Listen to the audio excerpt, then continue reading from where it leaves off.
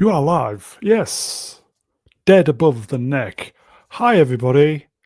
This is Mr. Brown. Hi, everybody. This is Mr. Brown. What's today's date? It is a Sunday, March, or is it Smarch, the 1st in the year of our Lord 2026. I am Z Brown. And I trust all of you are doing pretty good. It's the first day of the astronomical spring, if you're in the northern hemisphere. Obviously, autumn in the meteorological spring. Astronomical's in 3 weeks. But anyway, bit of an idiot. But anyway, let's get some guests on. I'm rambling. I'm talking bollocks. Okay. First up is the coffee drinking, hard smoking, global warming polar bear. It's the Phobos. I don't know if it's global warming, but it's certainly warm around here. Global bumming. All right. Here's Brune. Hello, chat. How's everybody doing today? Not bad, not bad. First day of meteorological spring. Oh, is that what they call the beginning of meteorological? Okay. Yes. I know the synodic spring is on the 21st or 22nd. We're still in winter, by the way. Yeah, which is why it's weird. Oh, yeah. Good to be on. I would imagine it's easier for their charts, but anyway. It's great to have you on, mate. Shall we get the next party on? Oh, let's do it. Let's do it.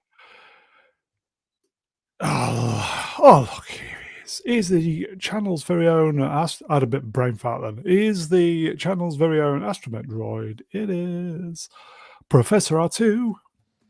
Cheers, Brune. You all right, mate? Evening. Yes, doing well. Doing well. Yes. Glad to be here. I'm glad to have you here. And on that bombshell. It's great to have you on, mate. Shall we get the next body on? We should. Beep bop boop. Beep bop. Okay. He's the wise elder of the channel, the paid up member of the Selfridges Appreciation Society. It is Mega Geek himself. It's shit from the hip. It's woke, evil, all that lot. Ian David Diaz. Oh, and he's muted. No. Private chat says he's had to step away. So, no. Oh, glad to be here. It's shit. Shall we get on with it? Cheers, Ian. Okay. It's shite. Next up, he is the jester from Leicester, the Star Wars novelist. Don't you know? It is Swap Shop Star Wars Retold. Good evening, gentlemen on the panel. Good evening to ladies. How are you? In between in the chat. How are you doing, good. I'm very good, actually. Thank you very much for asking. Yes. And on that bombshell, it is a genuine delight to have you on, mate. Shall we? There is another. Yep. Get him into the bumming orgy. Okay. Look who it is, everybody. It's what's the name of the character? Holly. Oh, yeah. Oh, sorry, Boomerang. Holly won. He's dead, Dave. They're all it's dead, very Dave. sad. Yes. Hello, everyone. I'm the Internet Help Desk. That's fantastic. It's great to be back. Avatar. Thank you very much. I put a lot of time and effort into faking that. It's just the expression's fantastic. Thank you. Yeah. It's nice to be here. It's nice to know that you're fluffy with being here. Yes, it's good. Yes. It's good to be. Shall we carry on before we just exchange too many pleasantries? Yes, I think we should. Ian's still away. Okay. Shall we chat? We can see you. Good evening, chats. Good evening, typing chats. Okay. Graphics. 328. Today's date. Musings. Rob Grant, everybody. Please like, share, subscribe. Subscribe's important. Or is it views? I don't know. Anybody know? Is it subscribers or views? I don't know. It's views. Subscriptions don't mean as much now for their internal metrics.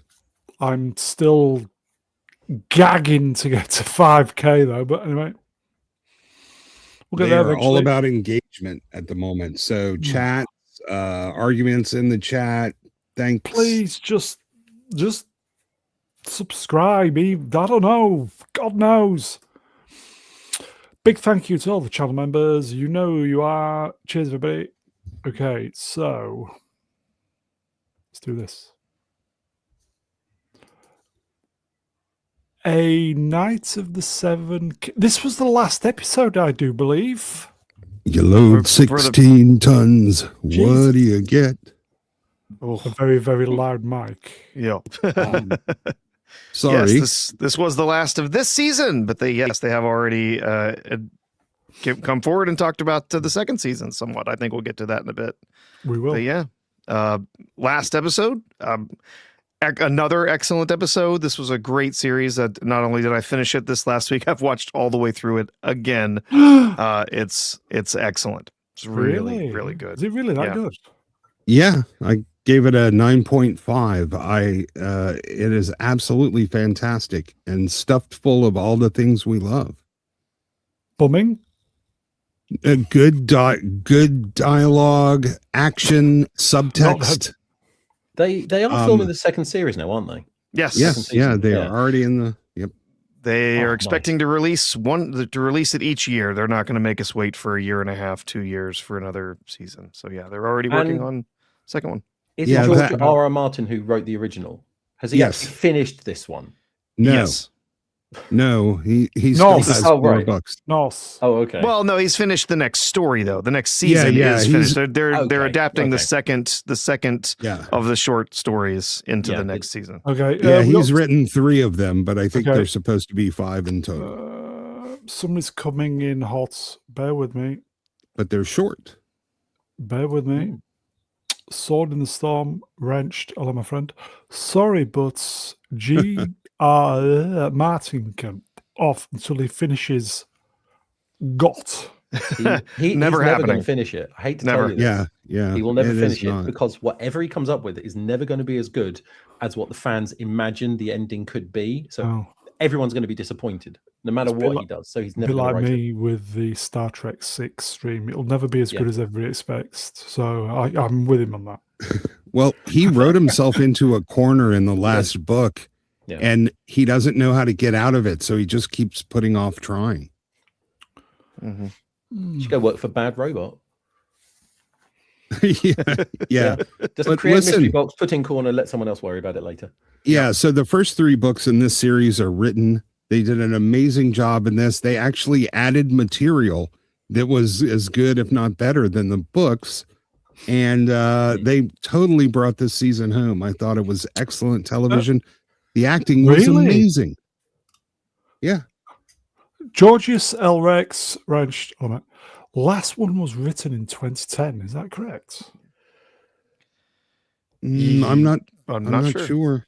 The Hedge Knight was 98, Sworn Sword 2003, Mystery Knight 2010, but they were all Yeah. released under Night of the Seven Kingdoms in 2015. There you go. Yes.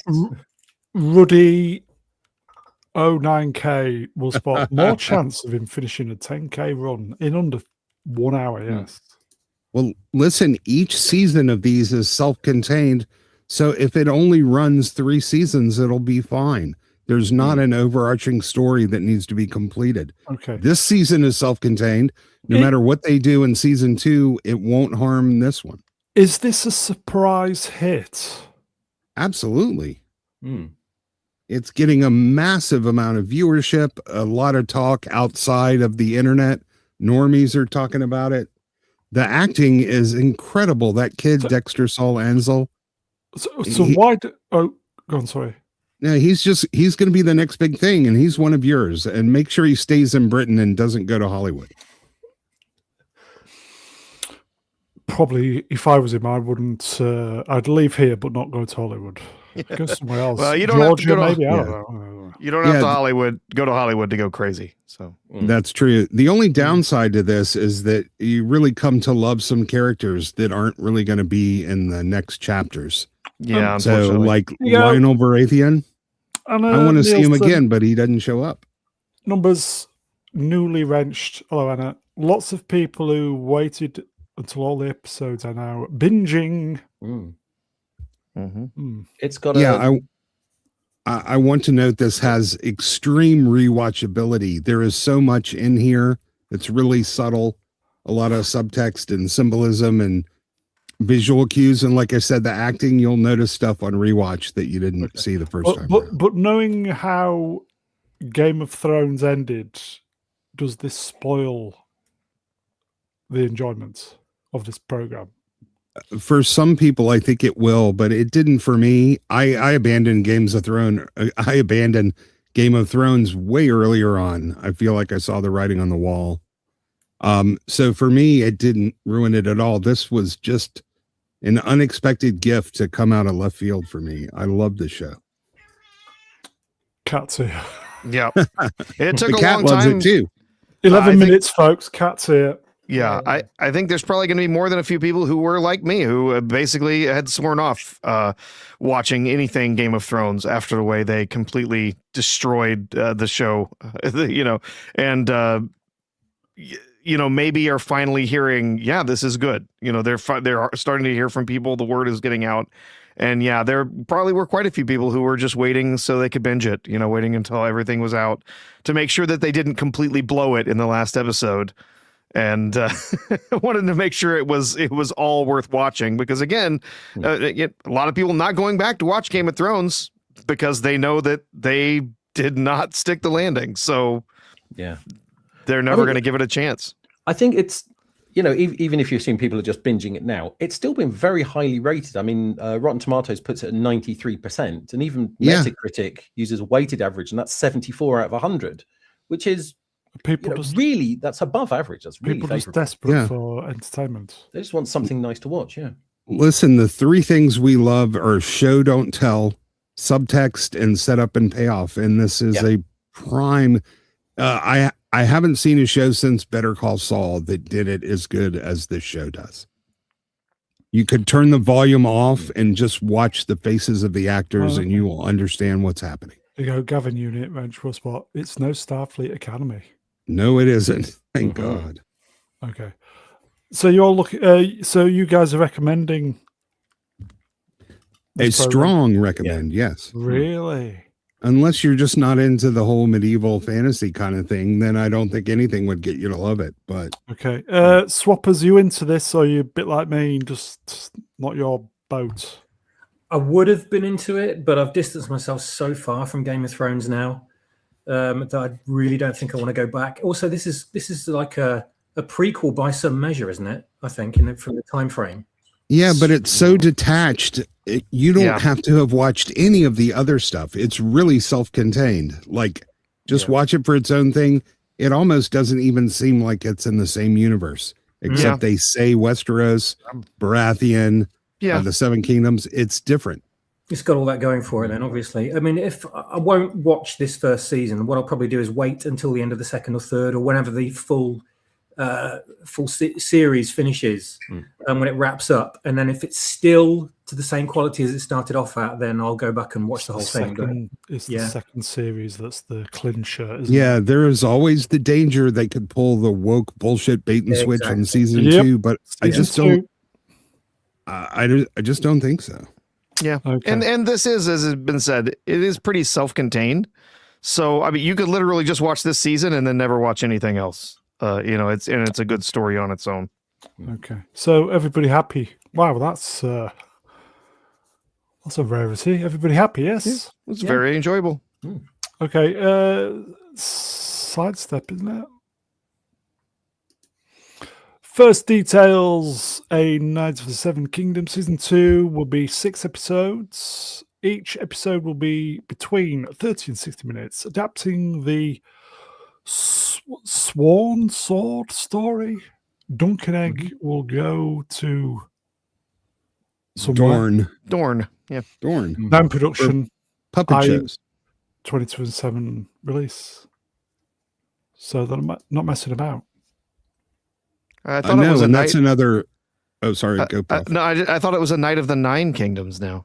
Yeah. Well, another thing in its favor is that we're not going to have to wait 2 and 3 years between seasons. You go, right, all right. Girl boss incoming. Yes, no? I just don't see it with this show, the way they're doing the realistic fighting and the fact they had the duel of sevens and everyone was beat to shit afterwards and limping and bleeding and drooping. I don't see them like putting a girl boss in here.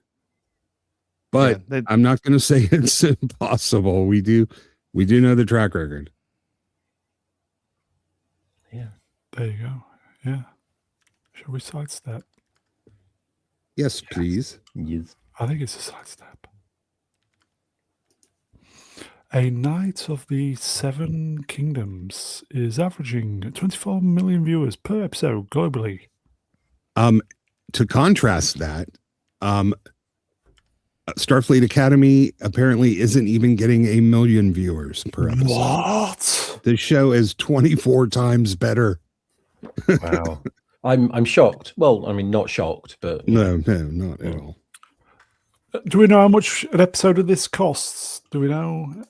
Yeah. I looked it up before. It's not cheap. Wasn't it like 12 million? Yeah, it was somewhere in the 10 to 12 range. For all of it? No, per episode. Per episode. What? What? Which, given that it's a half hour, it's a little much. But I will say this: the effects that were done in this series are fantastic. I mean, you're going to have a hard time watching it and saying that was practical or that was not. There's some really impressive, but in the jousting scenes, some of the battles, it feels very real. It's well done, very well done. Yeah. Let me revise. It's actually between 6 and 9 million per episode. And you see every penny on screen. This contrast to House of the Dragon, which was 20 million. And they did make a comment. They say, like, for every dollar Hot D got, we got 33 cents. So here you go. New face. Yuzi Rizzo numbers. Hello. Worth it. There you go. Oh, if absolutely. it helps, every episode of Starfleet Academy is around $10 million as well. Yeah. Yeah. Yeah, I imagine a lot went to the actors here. Producers. How many producers? About 30 producers, execs. Probably. And Starfleet. Yeah, but no, I'm saying the actors on Night of the Seven Kingdoms. They have a lot of them, and they're really good, old school British Shakespearean actors. So it sounds a lot of money just for something that's shot in the middle of. There you go. It's amazing how expensive a show filmed in the Irish countryside is. Yeah. Well, Godzilla -1, the whole movie was 12 million. So, but it was made in Japan. So, yeah. Ian, are you back yet? Lots of negative then. Shall we move on then? Yes. Yeah, sure. Okay, that's A Night of the Seven Kings, everybody. Everybody loves it. We said we're not going to cover it, but we may as well. Starfleet Academy. Is this still on? How many episodes? Yep, 2 more. Two. I thought there was I thought there was only one more. There's 2 more. Oh fuck. 9 and 10. So 9 and 10. You guys are watching it then, yes? And it keeps getting worse. This last one is the worst thing I've ever seen on television. The funny thing is, every week somebody goes, "This is the worst episode ever," and then every other week it just gets worse. And supposedly there's some people who've seen or have previewed some of the next 2 episodes, the last 2 of the season, who are saying that the 10th episode is worse than everything we have seen to this point. That it's that bad. I have a friend who works in an industry, and he's had access to screeners. It's not Tachyon Pulse, is it? No, but he's had access to screeners of it, and he said if you watch episode 1, that's where they put all the budget. Episode 4 will piss you off about DS9. Then just watch the finale to just be angry about everything. You don't need to watch anything else. And I can see exactly what he means now. I've noticed people have stopped saying it's the worst thing ever. It can't possibly get any worse because every week it continues to get worse. Yeah, absolutely. Yeah. And this week it was just a bunch of theater kids talking like just a bunch of bollocks about like literally a first year theater class you would take and learning about the play Our Town. Like it's It's awful. It's so terrible. In fact, they can't even keep straight what it is that the characters are supposed to be upset about, what kind of trauma they're supposed to have, because they completely forget the fact in this episode they never mention the guy that was killed. That was supposed to have been the source of the trauma. Yeah, R2, it's trauma. It doesn't matter what kind. It's just trauma. But they brought on that obese, pasty redhead from Discovery. And she's just spouting absolute nonsense word salad that doesn't. They're making up metaphors like a bird in the hand is worth two and a pig in a poke. Sow's eye. Like, it's just not making any fucking sense. You know, Dr. Iceman, numbers, Reg, hello, Doc. Is this worse than Willow? Oh, God, yes. Yeah, by magnitude. A magnitude, at least. Also, Willow is kind of straight and masculine compared to this show. Klingons not straight, though, is it? The chat's saying they've had enough of this. Oh, yeah. Carl Voigtlander has ponied up for us to move along. Yeah. Okay. Thank you, Carl. I'm honestly thanking you. So okay, shall we do some supers then? Do it. Hopefully Ian will return. Yeah. Also, on behalf of Brown, I thank you, but personally, okay. M Duke is for 1984. Sorry, I'll start again. M Duke 1984 wrench will spot five Aussie dollars. Can't speak. Hello, my friend.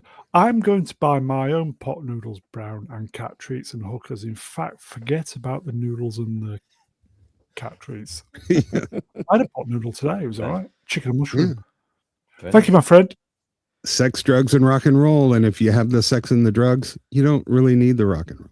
Rock and roll. I thought it was sausage rolls. That's where I went wrong. That was the schnitzel from the other night. It's a good Friday. It's a good Friday in night. Really is. Negath, boy, man, Rich, €5. Hello, my friend. Favorite Antonio Banderas film and why? Ooh, that's a good one. I was going to say Puss in Boots, but I think I'm going to go with Spy Kids. Yeah, no, man, I thought Zorro was really underrated and awesome and fun. Mask of Zorro. It may not be my favorite. There was that really, but yeah. I don't really Interview with the Vampire, maybe. Swappers. Favorite Antonio Banderas film? Jeez, I don't think I've seen many films with him in them, to be honest. I can't remember any.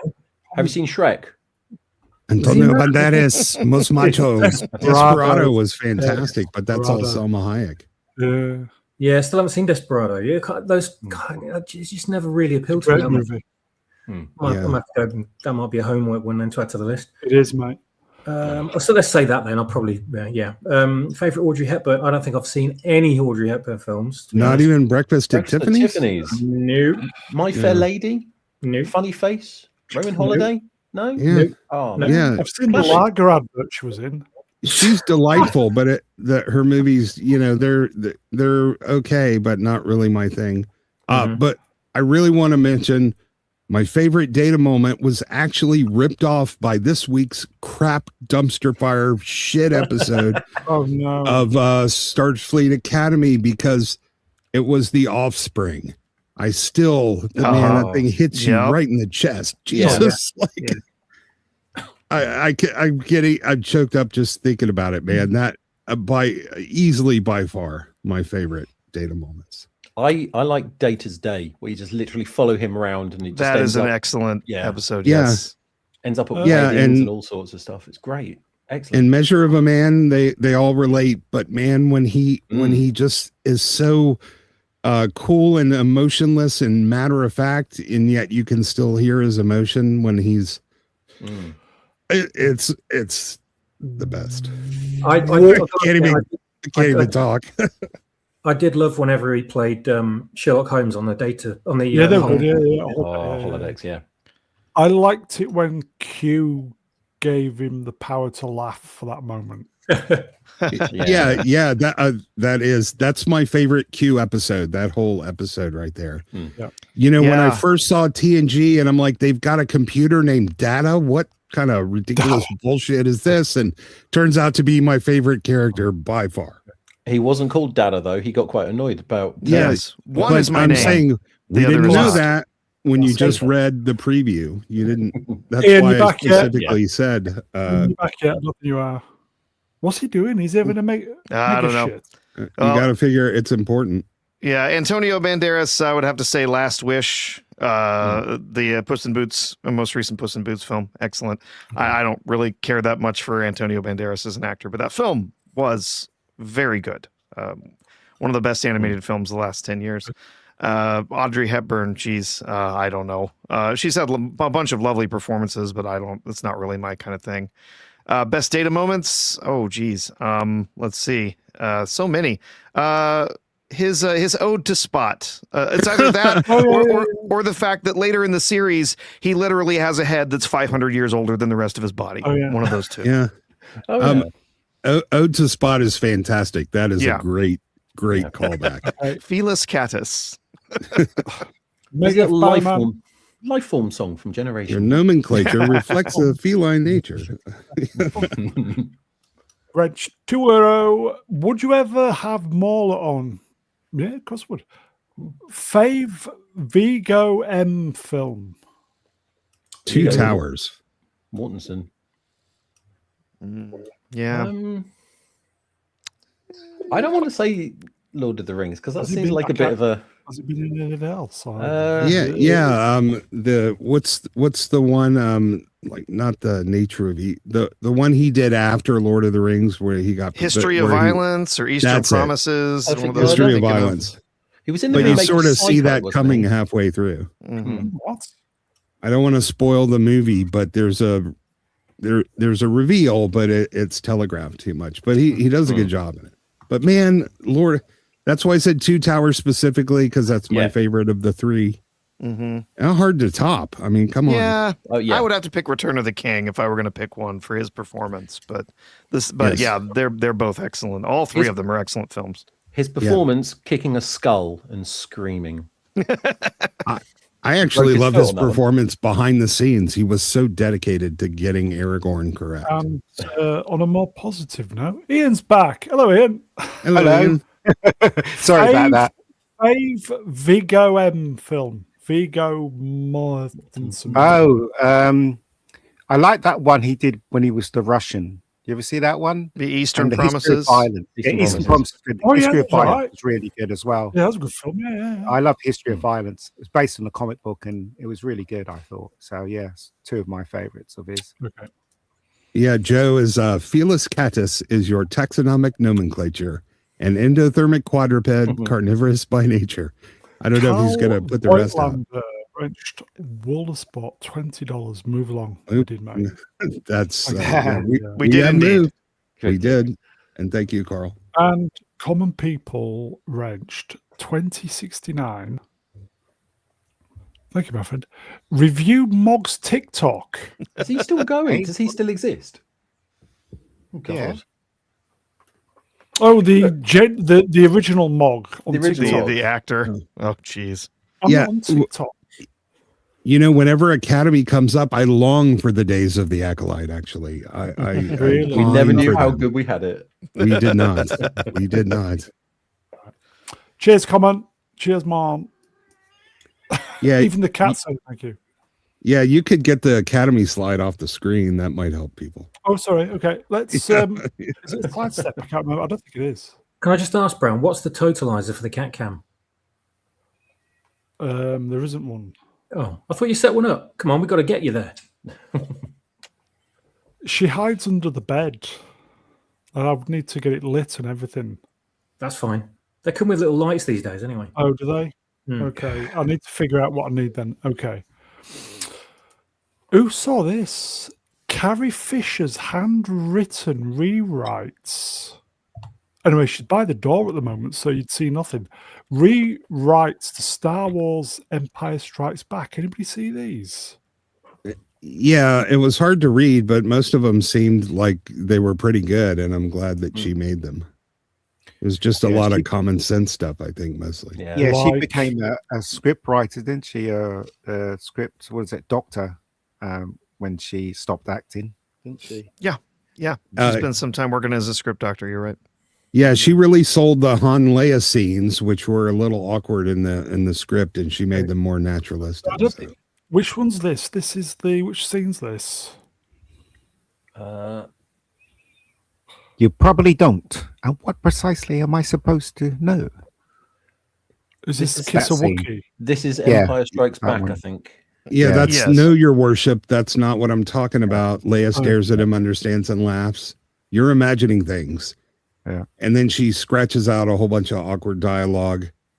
And she goes, "Am I? I think you ran after me because you were afraid." Yeah, Yeah. because if you look at the full scene, because it's on YouTube, she says a lot more, doesn't she? Mhm. Yeah, and she goes, Yeah. when Han, this was the Hawk, she's like, he can't quite find the right word. He's forgotten how. So she's helping sort of drive his character as well. And what's the next one? That's when they're going to Bespin, I think. Yeah, in the Because you're talking about asteroid where they're hiding Just from in- the the Imperials. Lando system. And- Oh, okay. oh, It's, she goes, pushy for a girl. We could write it. It's interesting because when you have different script writers writing a film and then you have a director that comes into it, the actors will say, oh, well, can I shorten this, whatever. But when you've got a writer, director, producer, and he knows the script intimately, like the back of his hand, sometimes it's really important that they read the dialogue verbatim. Do you know what I mean? Because certain lines need to lead to a certain thing. Because some Yeah. actors just don't see it. So which is interesting. But Yeah, you know, but she would have known that since she read the whole script, ahead of time. but sometimes they don't get the certain ways to say it and stuff like that. Sometimes it's not in the script, and sometimes the writer thinks that they already know, and it's and then the actors get lost. And But remember, she's dealing with George Lucas, and she knows that. Here you go, exactly. folks. Here you go, folks. The Punchable Face, second legend of the channel. So he's going to be Punchable Face legend. Oh, absolutely. Wrench. Hey, Han, fancy a cheeky line. But Yeah, they did. so- The thing about this is they did wanted Han to be the one that always beats her to the punch when it comes to dialogue. But Carrie wanted more for her to say, so equal between them. But in the end, when they edited it, Han was the one that had the last say on every encounter when it came to their relationship. So there you go. Yeah, for the people in the chat, if you haven't watched Wednesday's stream, go back and take a look at the re-rub. It's really quite Punchable Face legend, Anna Nielsen legend. We had a lot of fun. Swappers, any thoughts on these? I've not actually seen these. It's the first time I've seen it. I So know. what's- I know. Tarantino insists on them saying his dialogue verbatim. I know that. I'm sure there are a few writers that absolutely do. Well, insist. and let's just say Tarantino's probably a bit better at dialogue than George Lucas. yeah. I know, but it wasn't George. Is this Empire? Because it wasn't George Lucas, or is it Star Wars? It was that's Empire. Yeah. So yeah. Empire wasn't. It was written by Kasdan and George. Kirshner, but still, Yeah. they're still working with George here. Yeah, but George had problems with separating from his wife and selling, was putting his house up as collateral for the movie and all that. So he was dealing with all that shit. Do you know what I mean? So, Yeah, and Lawrence Kasdan is an amazing writer. So, but I think her changes worked, as evidenced by the final product. Okay. Maggie, what could she have done with Phantom Menace? Oh, I'm sure she could have improved it. She was involved with the Phantom Menace, so obviously having her in helping out with that script, it must have been truly atrocious before. Yeah. it still is. It still is. It's terrible. Yeah, The dialogue I know. is terrible. Yeah, but it's like you should have seen it before. Okay. But I mean, if you compare it to any recent Star Wars stuff, Phantom Menace is amazing. It is amazing. Yeah. Totally. I mean, if we got Phantom Menace levels of quality output from Disney over the last few years on TV and in movies and whatever, we'd be rejoicing. Basically, I would love it. Yeah. Yeah. There you go, folks. Shall we do some soups? Yes, Go please. for it. Okay. Gavin units wrenched was what, £2. Cat unit camera fund. Thank you, my friend. We Mog wrench was about $10. Thank you, my friend. Second that Gavin. Yeah, there you Cheers, go, Brown. boys. No excuses. Cheers, boys. No excuses. Cheers, boys. Okay. I promise to look into it. Okay. Shall we Move along. That would be a good idea, yes. Let's move along then. Who saw this? The Yes. Mandalorian star Katie Sackhoff is confident that she will never stop playing Bo-Katan. Was it? Right. Firstly, didn't she do a load of interviews saying, I don't understand the character. I don't know why I'm playing the character. And secondly, is this because she doesn't have any other work? Well, she's quite big on her. She's doing a YouTube channel. I've popped in for a few watches every now and Very again. lasting, but you know, She doesn't have any work. yeah, Nobody has so- any work. Yeah. So she's looking for a job she can always have. I don't think anyone else has commented on this. I think it's just her saying this, hoping that Dave Filoni will notice. Yeah. You're all sucking up, aren't they? Because there's no work out there. You know, with this new merger between Paramount and Warner Brothers, that's when things are going to pick up. But I don't know. If it were based off his wife, wouldn't she be kind of a witch? Sorry. Yeah, well, I think we're missing the point. This explains why we get all the lesbian space witches, because that's what his wife is. Well, exactly. That's what I'm saying. So, She's a lesbian witch? What? Wow. She is a witch. and she's married to Filoni, so clearly she's a lesbian. Like witch, literally, like Yeah, Wiccan. Wiccan. Wow. Yeah. Wow. And yeah, and she is a left-wing nut job, wokey feminist, absolutely crazy. But I think the scary part is this shows what we have to look forward to in Star Wars, as if we didn't already know. Yeah. Nothing. So, yeah, With Dave Baloney in charge. Yeah. When Very is what's the one? What's coming out? What is it? It's Mando and Ahsoka. Grogu. Mando and Grogu. Oh, there's Yeah. there's and the- Ahsoka end of the year, isn't there? Ahsoka season 2 is coming. Yeah. It's going to be such a disaster. But the movie comes out in a couple months, and they just started reshoots because they were so panicking in Lucasfilm at the reception of the trailer. They're reshooting now. They're going to be reshooting until the day before release. That's becoming a common occurrence with movies recently. I thought the film was made 2 years ago. And because they don't have to print it, they've actually updated the digital films while the movie is showing in theaters. Like a week later, they might get edits updated It's happened to their copy. Yeah, yeah. They'll be shooting it as it's premiering. Yeah, but I mean, I know Marvel in their last minute reshoots, but this is seriously shows just how much they're panicking. No, it's going to add to the budget. This movie is doomed. It is going to be a disaster. Well, the best thing about it is that because Pedro's in it, they don't have to get him back because the Mandalorian wears a mask all the time, so they could just get an actor in. You know, like not in this movie, he doesn't. Right? But he takes it off. Takes it Get off him all the back time. for what? They've destroyed this IP. Who's going to want the Mandalorian back after this? I don't want it back after season 3. We're supposed to have a you know what? It'll make very little money. You know, people be curious for the first time when it gets released, and then it will just die a death. That's what's going to happen. They know that's what's going to happen. Yeah. And Disney's doing defensive PR. Yeah, they're preemptively telling everyone how cheap it is so they can claim But it's got profits early. AT-ATs in it. What more do you want? It's going to what? It's got AT-ATs. Yeah. AT. I want ATs. Down's cat. I want Down's cat. I think Down's cat died of starvation. She never went back, did she? I can't go back to Star Wars with all that shit in it. Seriously, the only original Star Wars for me is the first 3. The rest of them, they're gonna all suck ass as far as I'm concerned. Suck You ass. know how the Mandalorian was just constantly going back to Tatooine. all the time. It's Yeah. like every other Yeah. episode we're back on Tatooine. It's like, we've seen this fucking planet. It's like all the time. What more can you do on Tatooine already? It's a barren wasteland. What are you doing here? You know, it's all because of member berries. It's the only reason why they did it. Yeah. So do you think they're going to do that going forwards with Hoth now? They're going to choose the second one and just keep going back there. Do you see the fans, right? They have more imagination than the actual people that run Star Wars. Yes, And they do. Yeah. Biggest Canyon AI, Biggest Canyon.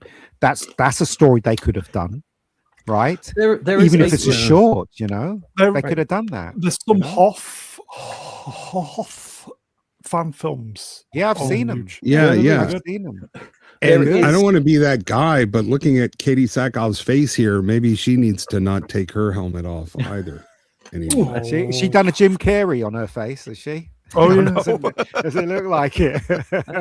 Bit less Jim Carrey, bit more Kelly Osbourne. Have you seen her face Oh recently? yeah, Jesus yeah. Christ. Oh dear. Yeah, that's scary. I mean, judging by the line on the top of the forehead here, it looks like she's had a face replacement.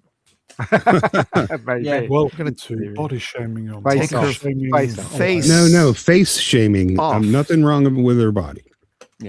Listen, age gets to us all. Okay, that's Mando telling me. video or whatever it is. I don't know. Okay, I think we've got super chats. All righty. Okay, X Flavius X Reg was bought 10 boons with money. Kitty Cam donation. Hey, Yay.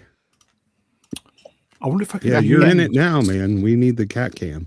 Get a little light at the bottom of your bed and get a little kitty cam at the back and on the floor. You'll be fine. You'll this see. just needs a little basket with a little light clipped on the side of it with a camera on it as well. Yeah, She's you got could one of run a those pet 24-hour stream and constantly get engagement God. and watch Yeah. minutes. Yeah. Talking about a stream, your cat stream probably have more viewers watching it than They don't want to That's watch The me. Academy. Yeah, Academy you'll have to. thing. You'll have to turn it off when you abuse the kitty because we don't want to see that. But Shut up, 23 cat. hours. Listen, the cat abuses me. Anyway, okay, shall we move on then? Mental Yeah, move torture. along. Oh, and What's call this? it Brown's Pussy Cam. Project Hail Mary. Jet's pussy. Okay. This is from Jeff Bezos. Hello, Mr. Bezos. I know you watch the channel. Of course. Project Hail Mary is outstanding. Ryan Gosling is so talented, he somehow conjures emotion and chemistry with his co-star, even though that the co-star is an alien rock puppet. It's an amazing film. Huge kudos to the whole. Oh, there we go. Amazon Studios team. Wow. There you go. Mhm. Do you know Yeah, what, he's Jeff? not gonna come out and says it sucks. Come out. You know what, Jeff? You know what, Jeff? I don't take anything seriously. You just said that you wanted Henry Cavill as Bond. You know, let's everybody And- vote, and then you went back on that. Yep. So you can. just Yeah, I'm kiss my still- bum. I'm still hoping that he's right though, and that it's good. I'm not gonna Yeah. hold it against the movie what he says. But yeah, look, he spent like $250 million to get married to a woman he's divorcing a year later. Like, What? What? Yeah. yeah, I get heard they're divorced? on the rocks, and he flew in half the world's celebrities on a yacht in the middle of the ocean for. Like, Did he have a prenup? I'm not gonna that assume stupid, he probably. did. Listen, Yeah. if probably this is the did man have that one. can drop $1 billion on the rings Yeah. of power, he can pay Yeah. anything he For his wants son. to marry or divorce anyone. Dad, you hear make it about good, The please. latest news of Bond. What they're going to introduce to Bond. Yeah, don't. Anybody heard it? Piss me off. Yeah. let's not. Maybe we'll get to that later. But Yeah, yeah, I think I am Yeah. still hoping that this is going to be great. We've just got a few weeks before it comes out. Some of the people that have seen previews of it have said that it is quite good. It's a very enjoyable film. Maybe some people are saying maybe it could be one of the best films of the year already. So yeah, I still hope it's good. I'm like you said, I'm not going to hold against it that Jeff Bezos Yeah. is boosting it. Um, But yeah, I'm going to wait till I see it Okay. to judge. Here you go. X Flavius X Wrench will spot. Frank Gore rated it quite highly. Mhm. As Chris seen, Yeah. you know? But what this tweet does is it shows how ignorant Bezos is, because this is hardly the first time somebody has acted against inanimate objects and puppets and green screen and done a phenomenal job doing it. He almost But sounds like this is the Professor- first time anybody's done it. Professor, you've booked tickets, ain't you? Is it you booked tickets? Yes. Yep. Already bought the tickets. IMAX in the middle. Indeed. Yeah, with your, Dead your center wife. IMAX for the whole family. Yeah. Yep. Yeah, I'm gonna do that soon. We're all excited to see it. So we're waiting. Yeah. We read the book together. We listened to the audiobook in a car on a long that's trip. sweet. That's sweet. And everyone Very loved cool. it. And so yeah, we're dying to go see this together, hoping it's going to be good. Yeah, this and Godzilla -1 are the only two movies I'm thinking about shelling out cash this year. Did The Rock voice The Rock? No, but what we were afraid they were going to replace Rocky's voice with a woman, but they didn't. So Yeah, that was no, they nice. didn't. Yeah, they didn't go there. Computer, wasn't it? It's a computer. Isn't it? Well, it is a computer voice. Yeah. The Rock character in the books makes basically sort of like harmonic tones. What? Is the way it communicates. And so what he sets up a computer that can listen to the tones and then put that into English. Right. And so that the computer is talking for him. So there is a scene, and you see it in the trailers, where he's trying to pick a voice for Rocky. Is Rocky from the same planet as Galaxy Quest? Is that the same species? Crossover. Yeah, listen, crossover. I don't want to spoil, but Rocky is very interesting life form with a completely different set of sensory apparatus that informs everything they do, what they know, and what they are capable of. And it's incredibly interested and well laid out in the book. And I don't want to say anything more about that. Yeah. But Here you go. Are you hinting that there's bumming in it? No. Here you go. This is No for the bumming. old bastards. Peter Arrington, the numbers a lot, mate. Nice pussy, by the way. Voiced by Rock Hudson. So why is it? I'm guessing it's explained in the film because I'm clueless looking by the trailer. But Rocky's always behind like a glass barrier. Is that a reason for that? Yes. he has a different atmospheric requirement. So he has like a habit trail. Oh, okay. He has a habit trail in his ship that Rocky can move around in the tubes and tunnels. I like it how Franco's cracking the same gag, but hello, Franco. Is Rocky from Galaxy Quest? No, he's from. Should have had Sylvester Stallone voice him. That would have been fun. That would have been interesting. That would have been great. Oh my god, that would have been so good. Okay, who's going to see it then? I think I'm definitely going to go and see it. Ryan Gosling's just. I don't like him though. I don't like Ryan. Sickly. I don't like him. My I cat can take him, My- but My cat hates him. Gosling usually puts me off anything he's in. he does. Yeah, same here. Yeah. I think he's suited for this character, though. I really kind of do. Like, give him a chance. That kind of light, fluffy dude bro type. Sort of That's why he was schmaltzy. crapping that. He was crapping Blade Runner 2, whether it is. Oh, Because he listen. was just too soft to be someone that was hard. Do you know? He what I mean? plays an underachieving high school science teacher in this movie, so I think it actually works. He just every single role I've ever seen him in, he's just sort of just such a bland, forgettable, nothing character. That's right. You know? That's right. And the only, I mean, I saw him in Drive, and as much as I enjoyed Drive, again, it's just sort of it could have been anyone playing that role. So yeah, I'm hoping that he kind of pulls just it out for He's this just one. playing himself, isn't he? Yeah, generally, it's the same in every role. Yeah. Don't talk to me about Colt Seavers, for God's sakes. Jesus. I'll never watch Yeah, that. he wasn't suited for that character, but he is for this. So in we're just, this, he's essentially he is like as I said, he's a scientist. He's done all the work. He's gone through everything, but he's never really achieved much of anything. So he is kind of bland and forgettable as the actual character in the book. The only reason that he ends up where he is because of he did some very specific research as part of his PhD that helps him to get some very specific insights into some of the stuff that's happening. And so they run to him because they basically find his his dissertation. Yeah, and even though it's science fiction, there's only a single scientific conceit that isn't supported by our current knowledge. So Pronouns?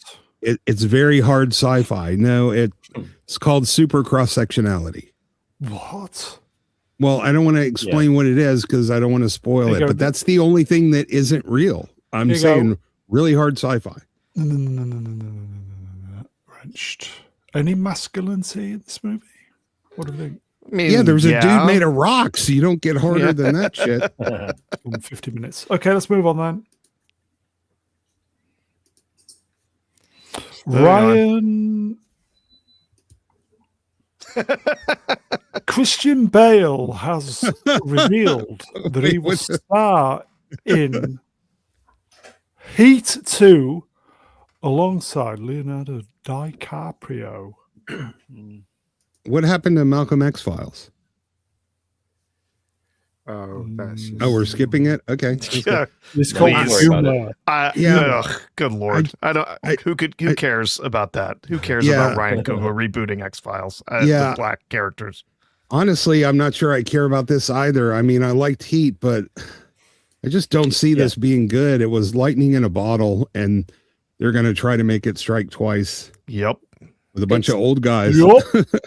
It's not going to be the same without Val Kilmer for a start. Because for me, he was Or Robert De Niro. yeah. Or Ashley Judd. Yeah, they're all aging out to a point that you can't bring them back and expect the same again. So Well, they're not bringing them back. It's a whole new story, but it's connected to the old story, and it's it's got those two main stars in it, isn't it? Leonardo DiCaprio's face is getting wider and wider. What the hell's going on with that guy? That young pussy going that on he's with getting, him? that's what that Yeah, is. he looks like he's hydrocephalic. I don't know. Like he has a elephantitis of the head. You know what his face reminds me of? Do you remember in a License to Kill when he puts that Anthony Zeeb in the chamber? Oh yeah, His face yeah. blows up. That's what it reminds me of. That does happen to some men though. We get wider as we age. He's got a fat head. Man. Yeah. But man, Ashley Judd was so perfectly smoking in this movie. She was Wesley Crusher's girlfriend, wasn't she? Mm-hmm. Didn't she married a Scottish F1 driver, didn't she? Don't know. Yeah, I think I so. remember. Did she? You never know. This might be good. Who knows? Okay, Yes, she did. Mobland Dario- worked, so Dario maybe. Franchetti. Yeah, I just don't think that the people required to make this work even exist in Hollywood anymore. No. The talent isn't there, the ability to write and the willingness, to go against the agenda is not there. Yeah, I suspect you're absolutely right, but you do get some gems now, on TV and some in movies, so you never know. I don't know. Yeah. Like I said, Mobland really worked for me, and there were some old timers in there, and they were phenomenal. So it's possible. If they keep the budget nice and lean, don't go over the top, and they have a good script, it is entirely possible it will turn a profit. Yeah, But they're going to have to really rein it in. also they're going to have to really advertise it a lot because people don't go to cinema anymore. You're not going to be able to rein it in with this cast. They're going to demand ridiculous amounts of money to be in this movie. It's only so cheap you can make it. McDurkey face numbers wrenched on it. Heat 2, pensioners try to survive another winter under smash the gangs. But you know what? They're going to try and top the shootout, aren't they? In this one, that's what they're trying Well, they to have. do. I know they'll have phased 40-watt laser rifles, whatever it is. Maybe. Yeah. 40-watt plasma rifles. I In remember the 40 watt range. Hey, Durkee, is that Diana Rigg? Your That'd avatar? be amazing. That'd be amazing. I remember hearing somewhere that there were police departments who watched Heat because the way Val Kilmer swapped magazines in his gun was more efficient than anyone else had ever seen. Yeah, that's true. Damn. That's true. So yeah, That's because he absolutely practiced true. it so much, you've just found the best way of doing it. The sound effects in that sequence was absolutely amazing, especially when you're in the cinema and you hear those sound effects. Just sound There you like go. it was bullets were passing your head. Yeah. It was There you so good. Joe Darkness numbers wrenched on it. The shootout is epic in 5.1. It was. It is. It's fantastic. What Yeah. great sound effects in that film. Yeah, it's just like for a long time. brilliant sound design in this movie. Great way to test your speakers. Oh yeah. So we're not holding any hope then, are we? On 55 No. minutes. A smidge, you know. Okay, you never I'm know. open to the You never know. possibility. Yeah. Not for the sound design, because Hollywood seems to have completely lost all of its ability to do any sound design in film. It's Yeah. Do they baffling. even have sound people now? They just find someone off the street and hand them a digital recorder and go, Okay, go point it. It seems that like it's a lost bombshell. art. Yeah. June, or is it Dune, or is it June, or Dune? June Part 3 is Dune is confirmed to have an exclusive IMAX window on its opening weekend. This means that Avengers Doomsday opening as some IMAX screenings in select international markets. This is very awkwardly worded. Yes. It basically Dune is going to be in all the IMAX. Yeah. And Avengers is going to have none. So I don't know why they're saying it like this. Been taking lessons off me, that's why. But that's really going to cut into the box office, the gate, without those premium large format extra surcharges. It's not like this movie's looking to show a profit anyway, but this ain't going to help. These two movies are not going to make anything. These two movies, they're not going to make their money back. That Dune cost a crap load of money, and Avengers Doomsday cost not even. I mean, it just cost a stupid amount of money. So really ridiculous. Yeah. You're right. I think you're right. I don't think either of these have a chance to even make their budgets back. There's and they're going to spend an outrageous amount of money on marketing for Doomsday. I don't know about Dune, but Doomsday, you're not going to be able to turn your head without seeing an advertisement for Doomsday somewhere. They're going to spend probably $200 million on marketing. And it's still going to flop. It's going to need $2 billion plus to break even. It's just insanity. I said last year that Doomsday is going to be the first $1 billion movie, and I still reckon that. It's going to be it's going to be interesting to see if the finances come out, how much they actually spent on it. Production, you mean? Come out? What? Yeah. I really can't believe how stupid these people are. Desperate. It's always to do with them getting their bonuses and the turn of the tax year and all that shit. They're making it matters worse for themselves. Disney is going to be in trouble if this film doesn't make any money. Yeah, and we will money back. We will get the numbers for Doomsday because they did produce this in the UK. So that means that they will have to publish their actual numbers. Yes, the tax return. Yeah, it will take a while, but we will know the truth. And Disney always never tells the truth. How tall is Easy Robert swappers. Downey Jr.? How tall is Robert Downey Jr.? He's about 5'8" or 5'9". He's significantly shorter than I am. He's not very tall. Are you he's sure? about 5'8". I think he's. Yeah. I think. Yeah, he's I'm sure. I was standing next to him. He's shorter than that. He's shorter than that. I reckon. Oh, maybe, but maybe he's got lifts. But yeah, he's a little bit shorter. He has got lifts. Yeah. Okay. He's no more than that for sure. That's what I was mean. I thought. Yeah. Swappers, change avatar, please. That's getting the stream demonetized. Okay. Shall we move on then? Yes, please. Please. Oh, it's a sidestep.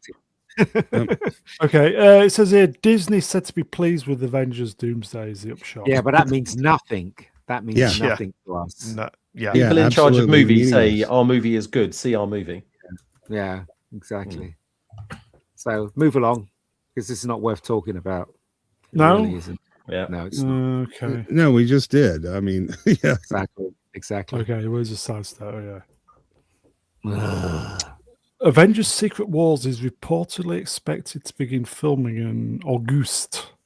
Who cares? I tell you why this is going to be bad. It's because they're going to include some of the worst things ever that Disney's produced through Marvel, like that stupid. What is it? The what's that company that deals with all the timelines? That shouldn't exist. Oh, the period. TVA. That should not exist at all. Yeah. And plus, they're doing the the timelines of different characters, multiverses. Multiverses. I hate all that. Yeah. rubbish. and they don't have a script, and they don't even know if it's going to be 1 or 2 movies yet, but they're already going to start filming. It's just so chaotic. Yeah. Okay. Multiverse ruins everything because then there's no Stakes. threat or worry because it's all like, oh no, Yeah. you're 1 dead. hour. Oh look, your same Yeah. person comes back from a different universe. The only difference is they got slightly different hair. Okay, Sadie Sink will reportedly play Jean Grey in MCU. She'll make her debut Spider-Man brand new date. Well, do you All know right, what? all right. Why are they including so many characters in Don't know. Spider-Man? Just It- have Spider-Man versus someone. Why include all these other characters? yeah. It's At least stupid. she's a Have they redhead, learned from man. the others? Yeah, At least there's no ginger side. But I have a question for the younger people in the chat. So I go back and I watch the old X-Men, and I'm like, Jean Grey, this girl looks like an elementary schooler to me, does. like She way does. too young to play Jean Grey. But is that just because I'm so old? But she looks like a child. No, it's because lovely. she's from Stranger Things, and they reckon she could sell. Do you know what I mean? That's Yeah. why she's Oh, is that getting what the it part. is? Absolutely Yeah. wrong for the part. Totally. Yeah, But, you know. I like her better than the Game of Thrones chick, though, Yeah, who's playing Laura Croft. 10 times better, but she just looks so young. But 'Cause she is. she's the same age that Femke was, back in the original X-Men. So Mm. I never thought she looked like a girl. She was always a woman. Ista, let me send you some pictures on Twitter. Oh, There you go. Side effect legend, numbers wrench, love it. Younger people in the chat, so guys in their 40s. Yeah, 40s and Yeah. 50s. Yeah. Yeah. Legend. Good one. Good Yeah. one. Yes.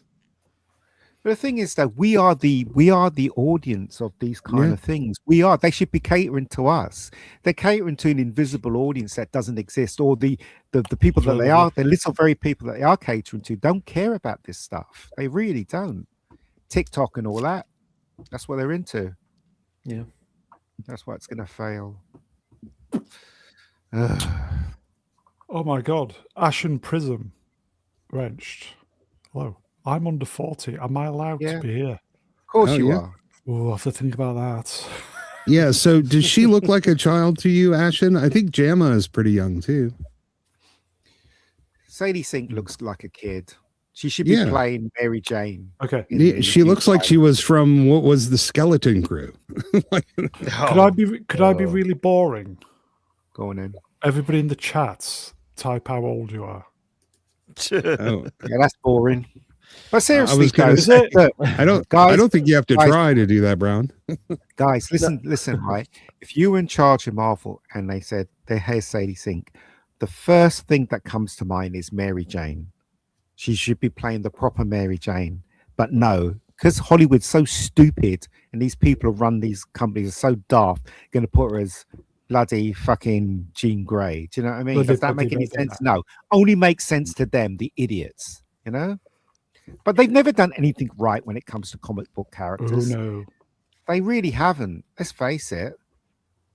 Well, they have done a few things right, but the new stuff they haven't. Definitely haven't. There you go. Shall we move on? Yeah. Can't remember what's next. Oh, okay. It's kind of connected. Sony Pictures CEO Tom Rothman confirms they will be rebooting the Spider-Man spin-off universe. This is due to Kraven the Hunter flopping. But why? We don't Again. want to see Kraven the Hunter. We don't want to see these characters. We want to see Spider-Man. Spider-Man. Yeah, they're never going to give up trying to make money off of the ancillary characters. of the unless they're Spider-Man planning, universe. unless they're planning to reboot this and bring in some hot women to actually play characters that they played in the comics. Bring someone in to play Black Cat, do a story about Black Cat, bring in a hot one, bring in, Sydney Sweeney, bring her back to make her Spider Woman or, whatever. Sure. Okay. We try a movie around that. That'll be all right. But yeah, all of these ancillary characters they've been trying to do, especially Kraven the Hunter. My God, Vex liked terrible. Well, Yeah, she liked it for different reasons. Yeah, I know. Had nothing to do with story. Yeah. Yeah, but didn't she like Morbius as well? Yeah. No, Morbius was terrible. But yeah, it's just junk. Nobody wants to see this stuff. But I'm right, man. You make Sydney Sweeney Black Cat, you may have a winner on your hands, especially if you Sydney keep the Sweeney budget. needs to be Power Girl. With those tits, she needs to be Power Girl. She really She does. could be both. I guess. Yeah. Anyway, But Okay. they're they just Never keep mind. trying the same thing, throwing good money after bad. yeah. There you go. oh, fuck off. Fuck off. Fuck off, please. Yeah. Thank you.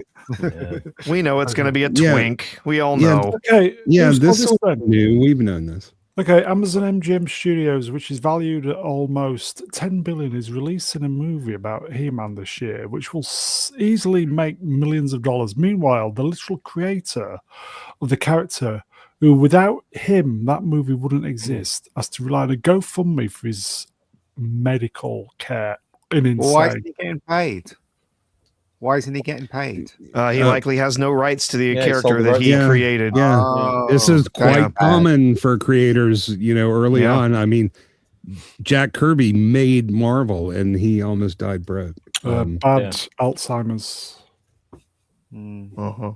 Yeah. Anybody Yeah. seen that AI thing where they turned all the characters in He-Man into real people? I don't understand why they didn't follow that Yeah, it's route. coming out in a Yeah, few months. yeah. It's coming out in a few months.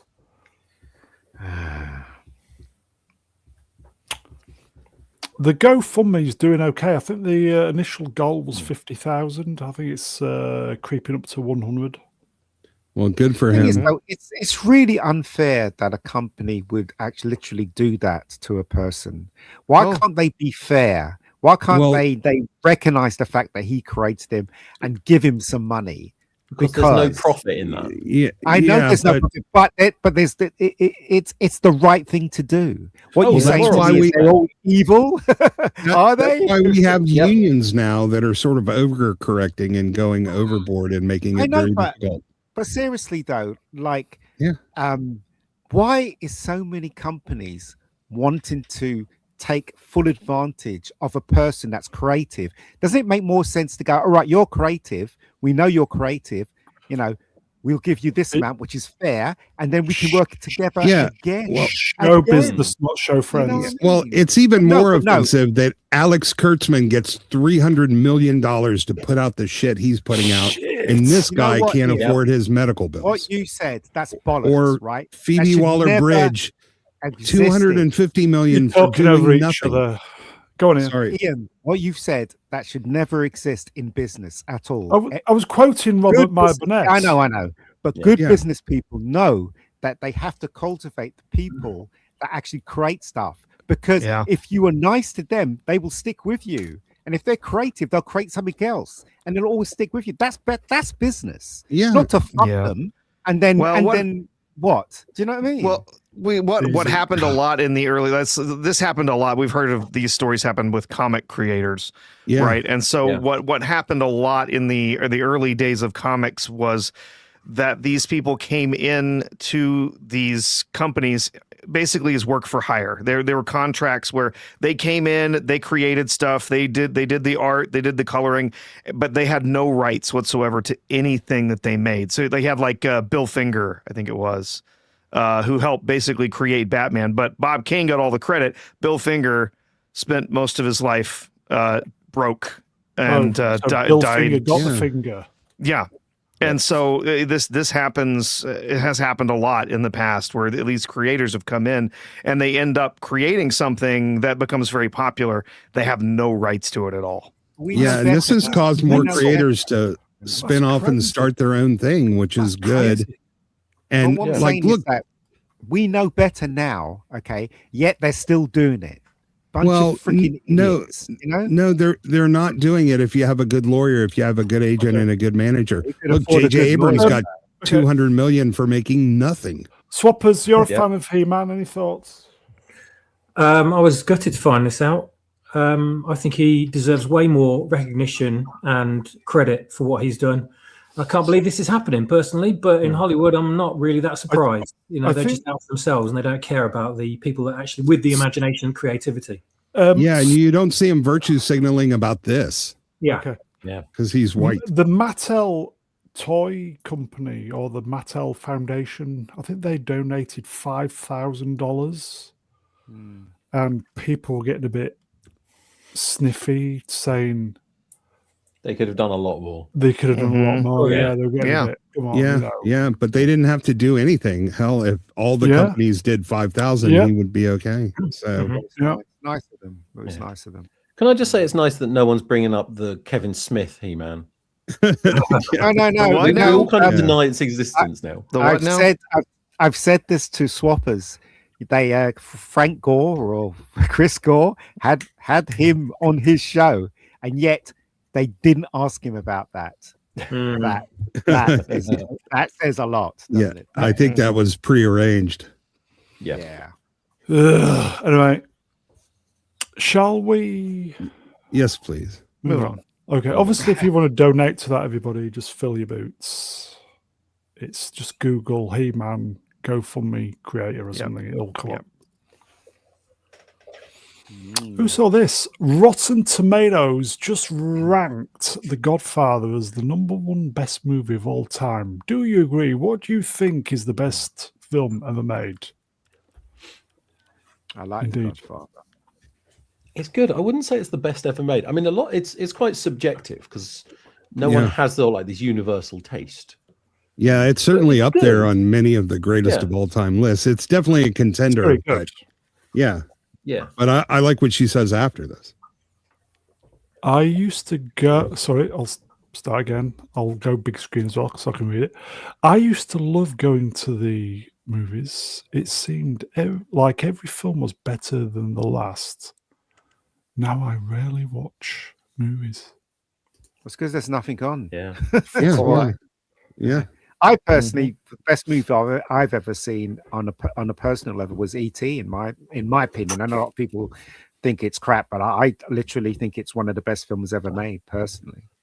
But that's from a technical standpoint and an entertainment standpoint for me personally. I do like The Godfather, though. I think it's a very well movie. it's a masterpiece of a film. Yeah. Yeah. It's like trying to argue that Seven Samurai is not one of the best films ever made, right? Yeah, or It Citizen is. Kane. It absolutely is. Or Citizen Kane or Casablanca or some of those others. Yeah. Obviously great films, but as you said, I think it is subjective. I think, different people have different tastes. Totally. But I personally think the second one is better. I think that's the second film one's is a really better good. movie. Second one's really good. Although Dr. Fauci has some very interesting tweets, she's worth paying attention to. The thing about movies as well is if you're talking about best movies ever, I mean, there are movies that change the entire landscape of how we view them. I mean, it sounds really stupid. The original Star Wars was the first movie to put the credits at the end. Yeah. So they could have the starting crawl. No one had thought of doing that before. Yeah. Well, it was a Directors Guild rule. You had to. He actually got penalized for doing that. But yeah. But now everybody does it. And then, things like... Well, I would put Star Wars up there in terms of its historical significance. It was Jaws was the first blockbuster. God, Jaws is an amazing movie. I think The Thing is the best horror movie ever made by far, and Halloween, it's perfect. Yeah. Or if you go back, Ben-Hur. Have you seen of course. the chariot scene in Ben-Hur? Absolutely. They were paid. Incredible film. They were paid to have a real race, and people. I don't think anyone died, but people definitely got injured. They got injured. Yeah, the insurance laws were much slacker back then. Lawrence of Arabia's up there as well. Yeah, Lawrence of Arabia. Yeah, you could Arabia probably was the do first product placement, if I remember, as well in the movie. You know what, right? Am I the only one that thinks that sorry, Godfather 1 and 2 is one film? I sometimes think that same thing with what is it, Star Trek 2 and 3. I think they're one film because they just continue after. Yeah, you know what I mean. Sometimes I think films like that. Yeah, you could look at it. You could look at Lord of the Rings as one really, really Yeah, long yeah. film, but Long they were film, released separately, so that's how we look at them. They did make the Godfather saga. Wasn't that what it was titled? Well, they took the two films and just wove them together. Yeah, I don't think that worked out that well. Yeah. Yeah, Spartacus was also amazing. Oh yeah. Yeah. Yeah, I'm just I trying to mean, think of some Jaws classic is right up movies. Yeah. there as I well. mean, there's you could go back even further if you were talking about films that changed how we make movies today. All Quiet on the Western Front from the from the Absolutely. 1930s. Incredible. You can still watch that film today and you'll see some of the techniques that they use with the panning the camera and the way that that they're shooting the action and stuff. It's still like feels almost like it's a modern movie. It's really well made. The Wizard Yeah, of well, Oz. Battleship Potemkin for that matter. Battleship Like, Potemkin, as well. Yeah. Can we think of any movies? Saving Private Ryan? Wizard of Oz, as internet Sure. says, the Wizard of Oz is a great movie as well, as far as I'm concerned. oh yeah, Jaws. groundbreaking, insanely crazy technologically as well. Yeah. Or even something as simple as Star Trek, the Praxis effect. The wave. very No, good. seriously, the wave that comes off of something. Yeah. Explosion. Oh, that They was got on used Star in Trek 6. We're going to finish that. Yes. Star Trek 6. Yeah, we'll finish It's that the one fact that day. It's an One effect that's day, now been one day. used in everything, including Star Wars. Yeah, it just became a plug-in. It did. It became a plug-in for After Effects. Okay. Shall we move on then? Yes. Yes. Yeah. Sure. What's this? Train Spotting. Trainspotting was released 30 years ago today. Ewan McGregor lost so much weight for the role that the production had to delay certain scenes until he looked physically gaunt enough. Danny Boyle wanted the addiction to show in the body first. Do you know, am I the only one that didn't like this film? I really didn't like this film at all. I didn't care for it that much either. I understood why people enjoyed it the way they did, but I didn't. It wasn't. Yeah, for I me. also understand why it bothered the hell out of a lot of people, but was all right. they did achieve the accuracy they were striving for. Yeah. I can tell you that. There's a just lot of connect- movies in sort of like the Brit, kind of like casual style like this that were released around the same time. And Trainspotting, I think, was the first, but there were better ones. Yeah, poopsie. Snatch was pretty good. Yeah, it's scenes like that. I mean, call me old-fashioned. I'm just sitting there going, okay. Old-fashioned. I mean, yeah, I am old-fashioned because I'm old. There you go. But, I just thought it was okay. I don't understand why people think this is great. I couldn't see the reason. I couldn't see why it was great, personally. But then again, film is subjective, isn't it? Soundtrack, having all the soundtrack, it just connected with the people like me at the time. It's like was it Baby Driver? People keep saying Baby Driver is brilliant, this, that, yeah, because he times the edits to the music. And I'm watching it, I'm thinking, so what? Do you know what I mean? Everybody does that. I enjoyed it. You know what I mean? Yeah, everybody did it. It's fine. Yeah, any good director and sound designer would do that. Yeah. Kraftwerk have done it for musical videos. Oh, It was just like- Kraftwerk. Oh, yes. Kraftwerk. Kraftwerk. Oh, very good. All right, killed it. Okay, let's move on then. Swap, has anything to add? Trainspotting. Yes. I absolutely fucking love this film. Still love it now, but then I might not have loved it so much if I hadn't been kind of eased in with Shallow Grave, which I saw a couple of years before. Never seen that one. You're missing out. Very, very, very good film. I'd definitely give that a shot. So much better than most movies that are around today. Just loved Shallow Grave. And when I found out that Ewan McGregor was in this as well, it's kind of bringing back the same team almost and adding a load of other great British actors into it. I didn't know anything about the story or the original novel or anything before I saw the movie, but and it's totally not any kind of subject that I would like to watch, in my entertainment at all. No, I wouldn't really get into anything based on this theme, but it genuinely surprised me and it turned me on to a lot of British homegrown movies. The way this was made, the way it was shot, it was just unlike anything else out there. It was like a breath of fresh air. It's a drama, it's a comedy, it's an action movie. It's got so much stuff all kind of blended into one, and I'd never seen anything like it really myself, and I still love it now for what it is to this day. But like Ian said, everything's subjective.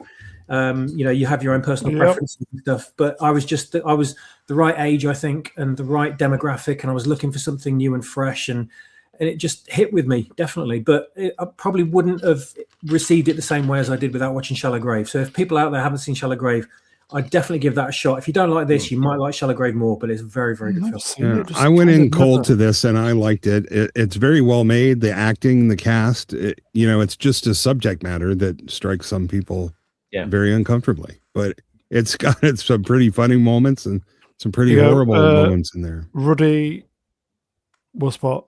Johnny Lee Miller was in this and then married 21-year-old Angelina Jolie. True story, yeah, did you? Yeah, I think they were already divorced by this time because she had already made Zia. Was she banging Billy Bob at that point?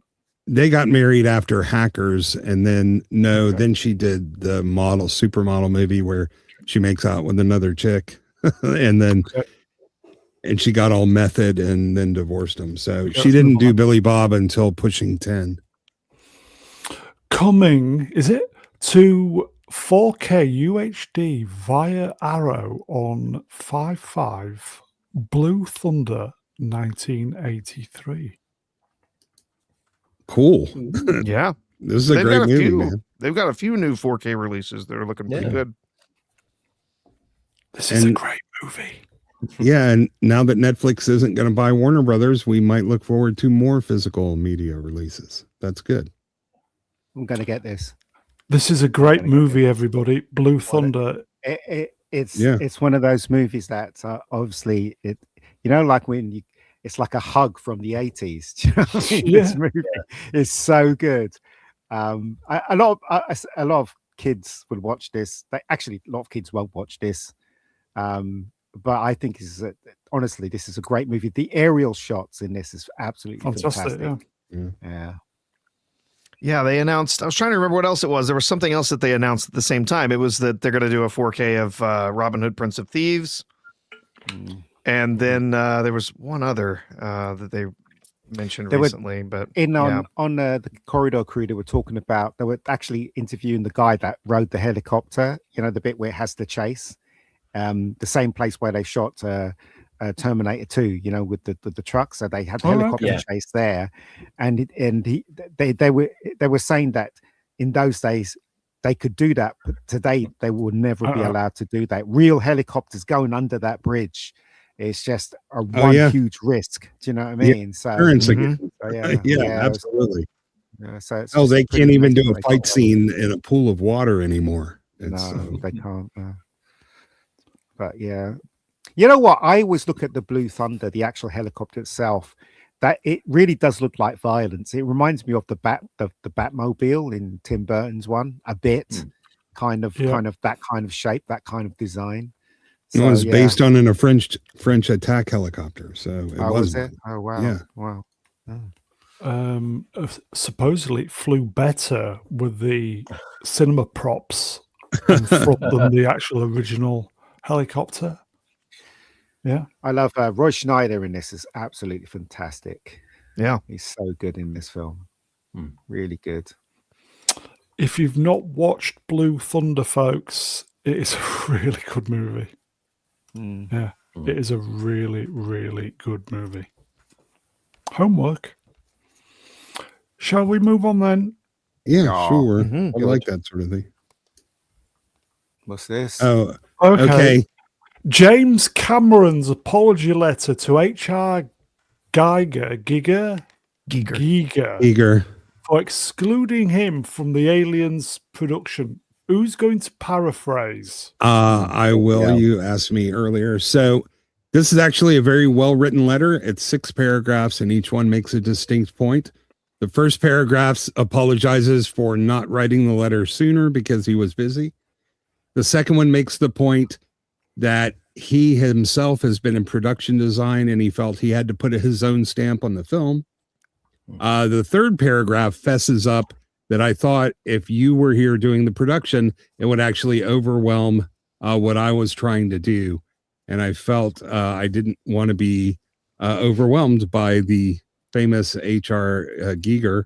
The fourth paragraph says that the story he presented to Fox, he wanted to work with people he was familiar working with because of time constraints and budget. So he wanted to be familiar with his crew. And then the fifth paragraph says, also, you didn't really have availability because you were working for Poltergeist 2. and I'm sorry that it wow. sucked. And then at the very end, he's like, I hope you accept this apology. So that's the letter. Do we know if he did? I have no idea. That's But, nice of Cameron, isn't it? Giger's getting pretty old. Yeah, I mean, it was graceful. And, you could just tell by reading this letter, he actually knows how to write. I've seen tweets from modern people. They don't know how to do shit. So. You really think he wrote this? Or didn't just dictate it to a secretary that then wrote it up? Yeah, honestly, I don't know. It felt pretty sincere when I read the whole thing, though. It did. So, yeah, I kind of think he did. He is a writer, so I don't know. Wow. Swappers, what do you think?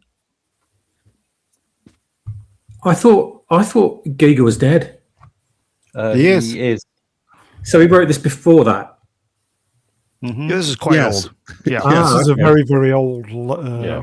This is very, very old. Must be Well, 80s. fair enough then. Yeah, I thought he'd just written it. I thought it was a bit late, mate. No, yeah, it's a few years after Aliens, and Yeah. Yeah, he wrote it on a he's- typewriter. yeah, the Giger died in original 2014. Yeah, the 2014. original letter from Giger, it says in the letter, was from 86, March of 86. Yeah. So Okay. Yeah. he wrote it to him like a year and a half later, I think, is Yeah. when the letter was sent. Yeah, Yeah, I'm and the glad first you thing thought- he says was, "I've been busy. I'm sorry it's taken me so long to address this. I heard that you were upset, and I am sorry." So I'm Fair glad he got play. the recognition that he deserved for it, because I remember at the time he was annoyed that he wasn't involved in the production, because he didn't have a hand in creating the Queen alien, which I didn't know at the time. I was amazed. I think it was just Cameron and Stan Winston that did it, but which was an incredible job still. But still, I would have preferred that Giger would have been actually actively involved. But I'm glad that there was this kind of reconciliation. yeah, as somebody who has been a collector of his art since the late 70s, you can tell that he didn't design the Queen. I'm not saying I don't like the design. It was terrifying, Yeah. but it definitely didn't have his hallmarks, didn't have his touches to it, except for what they took from the original. I sent this in February of 87. So it was less than a year after he had received that wow. previous letter. Okay. Shall we Oh proceed? yeah, the next one's awesome. Please. I've forgotten. Oh, yes. Okay. Yes. Yeah. I've just started subscribing to Sci-Fi World Museum. You should check it out, everybody. This full-size 15-foot tall power loader from Aliens was made by Fox in 2009 as a display for people to stand in and take photos. It sat in storage for years and was about to be destroyed until they offered it to us. There you go. Yeah, that was like who would have thrown this out though? That's just batshit crazy. It sat in storage and they were going to toss it away. I'm so glad at the last minute it got picked up. This thing is they don't awesome. care. They got Yeah. rid of the Orca, didn't they? The real Yeah. boat. They got rid of that, didn't they? Yeah. And Spielberg Yeah. was really upset. Yeah, didn't Yeah. some guy steal one of the X-Wings and ended up selling it for hundreds of thousands of dollars because they were just going to toss that too? I thought these Yeah. are these not real then? I thought these were real. No, they were Made made by of Caterpillar or JCB. no, they were made of foam core and balsa wood, and they had a huge Norwegian guy behind Sigourney actually doing the movements. There is one that has been made by Hacksmith. There's Oh, a yeah. YouTube Yes, video yes, he showing it, did. and it does look absolutely amazing. But the amount of work that's had to go into it certainly wouldn't have done it for a movie. Yeah, they as Nazi said, they were essentially puppets with the Yeah. guy inside in the back, and they hung from wires on the gantry up in the ceiling. And I was convinced it was real. Nah. That's I thought it moving, was I stop. think. There's one scene where it almost looks a little stop motiony. Yeah, it was stop motion. The bit where she turns and says, "Where do you want it?" In the background, there was animation, wasn't there, with the others walking around. So Yeah. Yeah, yeah. Yeah. There you go. Yeah. Vex Electronica, hi Vex, arranged. If Give you it Vex. think those are real, I have an island to sell you, Brown. Okay. Yeah, that's what How Demi much? Moore said too, right? Yep. Oh, Demi, what have you done? Swappers, any thoughts on this? You're partial to a power loader, I do feel. Oh yeah, I fell in love with this design when I saw it. First time I saw it, I just couldn't believe how great it was. Even though it's not a piece of military hardware as such. God damn, man, what an incredible design this is. Just genius production design. And it really looks real. It looks like it could actually be used in the real world, you know? Yeah. Like something with advanced robotics would create today. But back in 1986, my mind was blown by this. Yeah. Actually, my first introduction to powered exosuits, and I just got the bug after this. I was just so into mech suits and stuff from Japan, and it kind of started me off on that lifetime love of technology in that respect. But this is awesome that this exists and it's being preserved as well. Because oh my god, heartbreaking to find out something like this got trashed. Like 70 props from the original Star Wars movies. There's something about that design that looks awesome. It's the same thing with the Iron Man suit. The original Iron Man suit went out to bolt it was real metal, and then as the films went on, it was all this. What is it? Suddenly the nanotech stuff, nanotech, and it was just like took the fun out of it all. But this design, because if you look at this design, you look at Avatar, because they have similar things in Avatar. This design beats it hands down because it looks so real. The other one. I genuinely thought the producers went to JCB. No. And said, "Can you do that?" And I genuinely thought this was real. Oh no! In the commentary, this was actually designed by Cameron, and he made it. He did a quick little scale, and then had Ron Cobb, I think, finish it up. Amazing. And then they built it. Absolutely amazing. Very cool. There you go. Shall we move on then, everybody? Everybody check out Sci-Fi World Museum. It's really good. Yes, cats. Another one. There you go. Sadly, this is not ours, but a friend of ours has it. And the good news is it does exist and still plays, and it's been completely restored. Impressive. Yeah. The Starfighter game from the movie. I wonder what it plays, because to my understanding, the actual Starfighter game by Atari was never actually completed, but maybe it plays a prototype of that. Maybe just something like Asteroids. Or maybe it's just the it says it does play, so I don't know. Yeah. Did they release a game later on?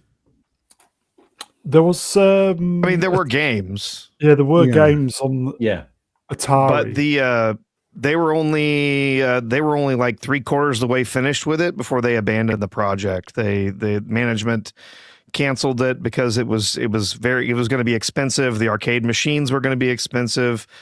There has been some, if I remember, I believe there was some footage that got out of a prototype. Maybe this has some of the prototype code on it or something. But I don't think, as far as I know, I've never seen an actual like a ROM or a board or anything like that ever came out for the actual game that they had intended to design, which was going to play like the one that you see in the movie. So yeah, I'm not sure what this one does, what it plays, but yeah, I'd love to play a game like it looked in the movie, but I've never seen one either. I remember playing on the Atari 800 XL. Atari had produced a game called The Last Starfighter. It was never released. Then it was, I think it was repurposed. They redid Star Raiders 2. Yes, that's the one. Yeah. So they took what they had built for the Atari, not the arcade, but what they had built for the Atari, and then they took that and sort of repurposed it and turned it into Star Raiders 2. Yeah, that was the Atari 800 computer. That was a great game. It was the closest you got to Star Wars back then. Yeah. There you go. X Flavius X, Wrench will spot. Although Atari began development in 1984, the game was cancelled at around 75% completion due to a combination of factors. The film's underwhelming box office performance.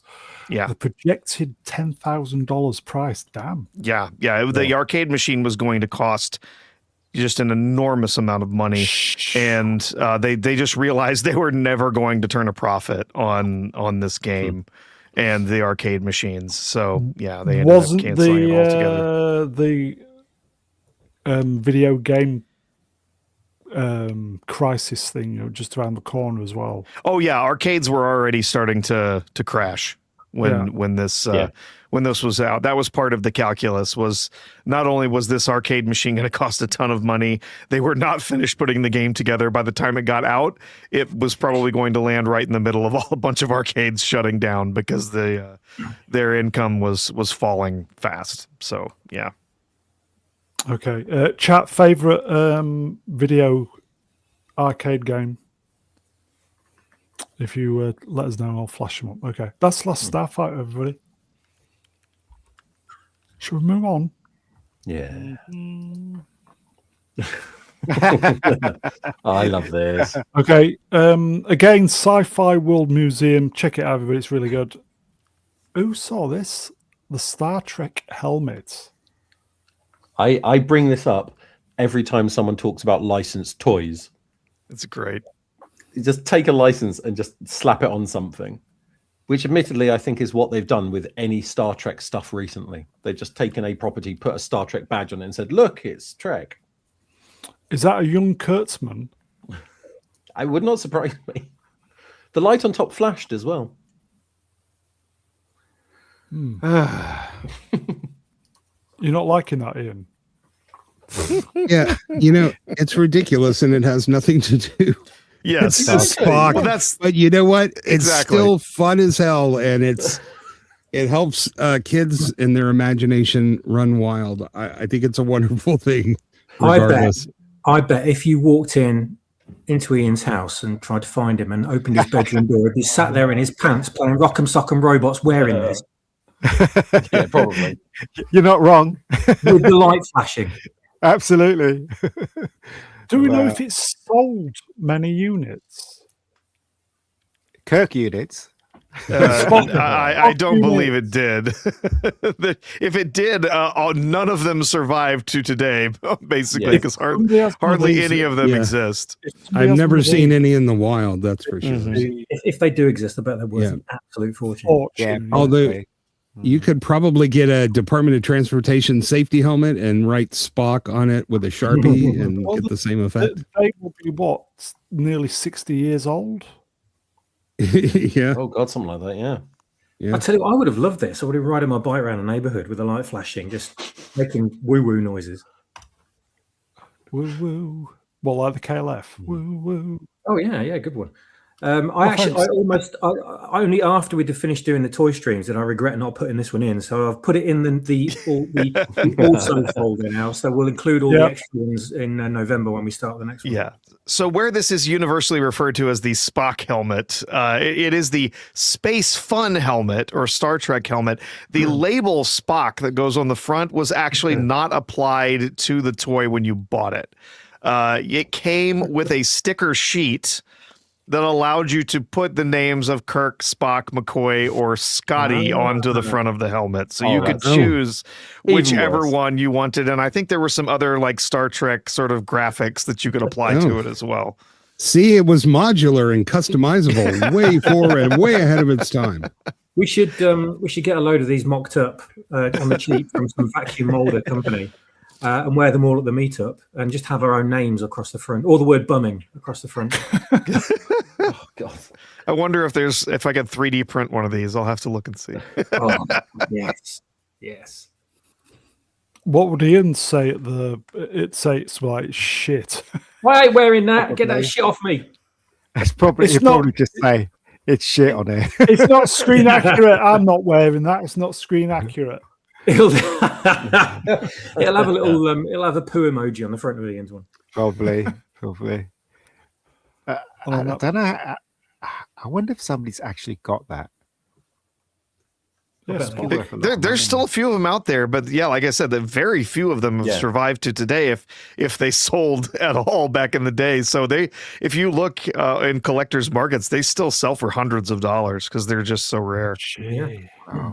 It's official licensed product, so Yep. When Star Trek used to be good, everybody. I mean, Not who doesn't want anymore. a space fun helmet?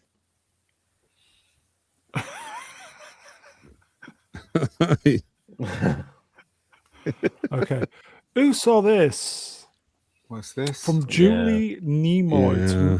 to my dearest dad on the 11th year of your passing. I think of you every day, and the memories I have will stay in my heart always. Love and miss you greatly. That's sweet. Mhm. Yeah, it's really sweet because when he used to put her to bed, he used to give her the Vulcan. And then she used to go to sleep. There you go. Nice. Wah, Yeah. wah, wah, That- wah. Yeah. I still miss him. Yep. Mm. Very intelligent guy, wasn't he? Yeah, very. Yeah. Yes. It's Like, quite funny. He didn't want to get sidelined into only being known for playing Spock, Yeah. and then decided That's a that shame. actually he did quite enjoy the attention Well, of him. Yeah, it's a he ran shame with it. As he he went thought on. that, isn't it? Because he literally stopped his career by thinking that. But it's lucky that's the films. He wrote a came, book you about know, it. Yeah, and then I it's am Yeah, he lucky wrote two books. they- Two One books, I Am I Am Spock Not, and one I Am Not Am Spock. Not. Yeah. There you go. Yeah. But it's lucky that the films came and rejuvenated Yeah. the Star Trek thing, and that's that. You know, I kind of understand celebrities as their beginning of their career. They have this vision of doing a bunch of things and being applauded and well known. But the idea that you get even a single role that people, relate to you in an iconic manner, that's a unicorn, man. And and I'm glad that even Shatner appreciated what that meant. Like, But it's very different in the After a long 60s, career, though, though. wasn't it? Yeah. Yes, I'm Yeah, saying the it's very problem- different. The problem is, Go on, carry on. Eddie. Oh, no. Go ahead, Maggie. I'm sorry. I'm just saying. I'm going to finish your sentence. The problem is that in those days, when you were cast as one person, and then that actual show disappears or gets stopped, or people are not watching anymore, and it gets cancelled, you were stuck with that. Nobody else would hire you because you Exactly. for that character. Yeah. And You that might that was be. his problem. Yeah. You might be loved by your fans. You might be loved for the role that you play, but now you can't get work and you can't feed your family. Yeah. I'm pretty sure there was who was it? What was his name? Was it Harry H. Corbett? He was in On the Buses. That's the old man. And he was so well known for it, he couldn't get any work after the series finished. True. Yeah. Very true. Very true. In fact, him and the guy who played his dad, they had to go to Australia to do stage plays of the actual show. And that was the only work he could get. And he really did resent it. Yeah. Really resented it. Harry H. Corbett. Yeah. Yeah. I correspond to an actor who was on a very well-known science fiction show, just, not anybody huge, but recognized by fans of the show. And I said, well, how does it feel to have a built-in fan base that will support and follow you no matter where you go in the world and no matter what you do? And they said it's kind of amazing. So I thought that was cool. But I think in those days they didn't have Comic Cons and stuff like that. No, so they once didn't. you didn't get any work, and you were in trouble. Ruddy, what a spot. I'm meeting Shatner in November. Fingers crossed he stays alive. Yeah, it'll be all right. Oh, I'm jealous. Yeah, Star Trek conventions started in the mid to late 70s, but after that, you always had something to do. But remember, when it did start, there was that shame thing that, you're in a convention, you know what I mean? That kind of thing. But today it's celebrated, isn't it? So yeah. That's Leonard Nimoy, very amazing in Star Trek 6. Yeah. Who be listening? Oh. The NBC reboots of a 52-year-old detective series, The Rockford Files, has officially cast Michaela McManus, reuniting her with David Boreanaz. as they previously starred together in the popular CBS Paramount's military drama SEAL Team. Yeah. I'm looking forward to this. I hope they do it right. I hope they don't put this nonsense woke crap in it. I hope it's, true to what the show, represented. Yeah. Well, Rockford Files never had a permanent female lead. It was always guest stars, so Yeah. it's already different. He did have a girlfriend though in it, as I recall, but she was a lawyer, wasn't she? She always used to get him out of scrapes, and they She did used to have get a him out. romantic. What? She did have a romantic Yeah. thing with Jim, didn't she? So yeah. So maybe they're playing this girl as her. She used to get him out of scrapes, did you Oh, say? stop it, Ian! You've No. come on. Yeah, but she wasn't along Tired. for the whole series, and he had, she they wasn't. had a rotating. I remember right. growing up watching Friday night BBC, Yes. half Oh, yeah. 10, whatever, Rockford Files. Dee-dee-dee-dee-dee-dee-dee-boo-boo. But that in those days, Yeah. the BBC used to buy a lot of American imports, didn't they, for the Yep. actual Yeah, 7 Yeah, o'clock, and- 9 o'clock, 8 o'clock slots. Yeah. and Boreanaz likes hockey and steak and manly stuff. He's about as far from Twinkie Well, he's as got you some can get. testosterone. Oh, that's all right. So that's a good sign. There you go. Manuel Grell numbers, Ranchlow. Who will they cast in a remake of Rebecca Gold? Ian? Ian and his Oh. cat, no doubt. Yeah. Oh, no. Bella Ramsey, probably. Dylan Oh, Mulvaney. no. Oh God, no. Oh God, no. But remember, I wonder who they're going to cast as his dad, though. Rocky in the show. Stallone. Maybe she's playing Rocky. Oh no! Don't say that. Don't say that. Okay. It's like Yeah, what we'll is have it, Bella Ramsey as Rocky. Magnum PI. They replaced Higgins with a girl. It was ridiculous. Higgins was a woman in that remake. Yeah, just it was so awful. stupid. Awful. Yeah, Will it be Magnum TV if they remade it?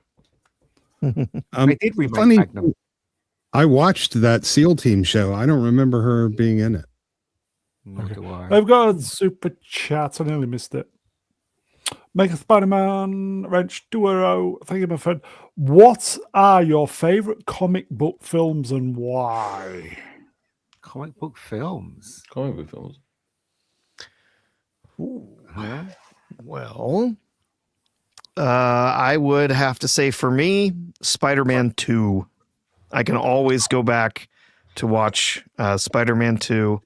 It's a just great film, great acting, well-told story, great cinematography in that. It's just enjoyable all the way from beginning to end. And I know I'm going to have a good time if I sit down to watch Spider-Man 2. Superman the movie and Spider-Man 2 for me. Yeah, Yeah, Superman the movie, Superman. also very good. Iron Man's good as well. Swappers, what you reckon? Mm-hmm. Oh God, there's so many in there. My mind immediately, for some reason, went to the first two Blade movies. Oh, I love Sure. them. Sure. Love them. Blade's a good movie. Slightly disappointing ending, but there you go. A little bit, but it doesn't take away from the movie. I don't Number think. 2 is fantastic, though. They're both just some of the best comic book movies out there. Definitely best superhero style movies, anyway. Gavin Blackburn says Condor Man. Yeah. Who else? Nick Fury, Agent of S.H.I.E.L.D. Oh, which one? Which one? Hasselhoff, of course. Hasselhoff, of course. The Yeah, Hoff. Hasselhoff. Yeah. It is so twee and stupid. It is an amazingly good movie. You need to watch it if you haven't seen it. It's so bad. It's good. I have to say, I love the Flash and the Captain America made for TV movies back in the yeah, they were fun. They were very fun. late 70s, early 80s. Yeah. And by the way, that woman, she played his ex-wife on Navy SEALs, and she's okay. actually getting not skinnier, which I have to give her credit for. I really loved Alita Battle Angel as well, which is an amazing That was great. the That original was material. Yeah. Yeah, That was- I'm gonna say Akira or Yeah, I Ghost in forgot the for Shell. manga based. Yeah. Yep. Absolutely, yeah. Even though Akira's fantastic. it's heavily truncated story, but still. Oh, it's- yeah. Yeah. Well, they're gonna have to be. But man, I really love most of the Ghost in the Shell stuff. Is so amazing and high quality and really well done, Video and does games. not dumb it down to the audience. Mind you, if we're talking about comic books that were made into movies, technically then I'd go for V for Vendetta. Because I think that was a comic book first. Oh, yes. Yes, it was. Graphic novel, Oh, yeah. yeah, very good, Yep. yes. The Crow as well, I'll say. Great one. What about Watchmen? Yeah, Yeah, I really yeah. enjoyed Sure. it. Okay. Yeah, I really enjoyed Yeah. The only Snyder movie I really like. So. Yeah. Oh, no, 300, I thought. Yeah, 300 also Sin very good. City, some people Sin said City Yeah, was sure. great. Sin City. The first Yeah. one. The first one. Since First it was one. fantastic. Yeah. Yeah, 300 lost me a little bit when they Men in made Black. Xerxes all this magical bullshit. Men in Black. Yeah, but it was kind of loosely First one was based alright. on comics. Yeah, the loosely. Because if you look at the comics, Will Smith's character wasn't black, so there you go. Yeah. But yeah. Okay. Shall we? I will just add as well. I thought The Mask was a really great adaptation yes, of the original. Yeah, comic. sure. Yeah. Yeah. The Mask. I forget that was a comic. I love the Alien, the Alien original- versus Predator. Oh, Yeah, They're not Not all so good. much. They're not all good. But let's not forget the Eternals was a comic. Oh, yeah. yeah. Oh, they're definitely not all good. Mm. Let's move on that. Oh. Mm. Okay, there is a lot of this Warner stuff. Are we just going to kind of blast through this? Yeah. Yeah. Okay. Paramount one. This is Zaslav who was saying, what did he say? His initial thoughts were, it's going to be fantastic, Netflix buying us. And then he goes here, says the new Warner Bros. Paramount acquisition will create tremendous value for shareholders. We are excited about the potential of a combined Paramount, Skydance, Warner Brothers, Discovery, and can't wait to get started working, telling stories. You know what, right? Do you reckon he gets involved in the artistic side? Him. I think he does. Mm. Why? It's obvious he knows nothing. Mhm. It's just run the company and let other people do their jobs. Yeah. God's sakes. Well, Seriously. he feels that's part of running the company. I No, think it's many not. executives He's getting do. £1 million a week, isn't he? Or something stupid. Look at $1 him million. and then say, look at Gary Beekler. Huge difference. You can tell Gary Beekler is a movie geek, and you can tell this guy knows nothing about the movies. Absolutely fuck all. Well, knows he about decided money. to shelve Batgirl, so Oh well, that's a Not good. all That's bad good. then. It's a Yeah, plus. yeah. Yeah. Okay, should we do the next one then? Yeah. I'll go full screen for these. We'll just keep them up. What's the next one? Oh Yeah. God! In a leaked phone call, Warner Brothers CEO Dave Zaslav revealed his true feelings behind Paramount's deal with the potential acquisition in a shocking development. If Warner Bros. Is going to survive, we needed to be bigger and we needed to be global. The deal may not close. If it doesn't close, we get $7 billion and we get back to work. Yeah. Yeah. If Warner Brothers is going to survive, it stops spending $200 million on a movie and instead makes smaller films that actually can make a profit. That's what they need to do. yeah, That's- and you're stop absolutely making right. woke garbage that nobody wants to see. But I If I you have a look at- little theory about why Paramount Skydance is willing to so overpay for Warner Look at Brothers. this guy. Look at this guy. This guy doesn't look like he goes to the cinema. He looks like he's on the golf course. Yeah. He looks like he eats well.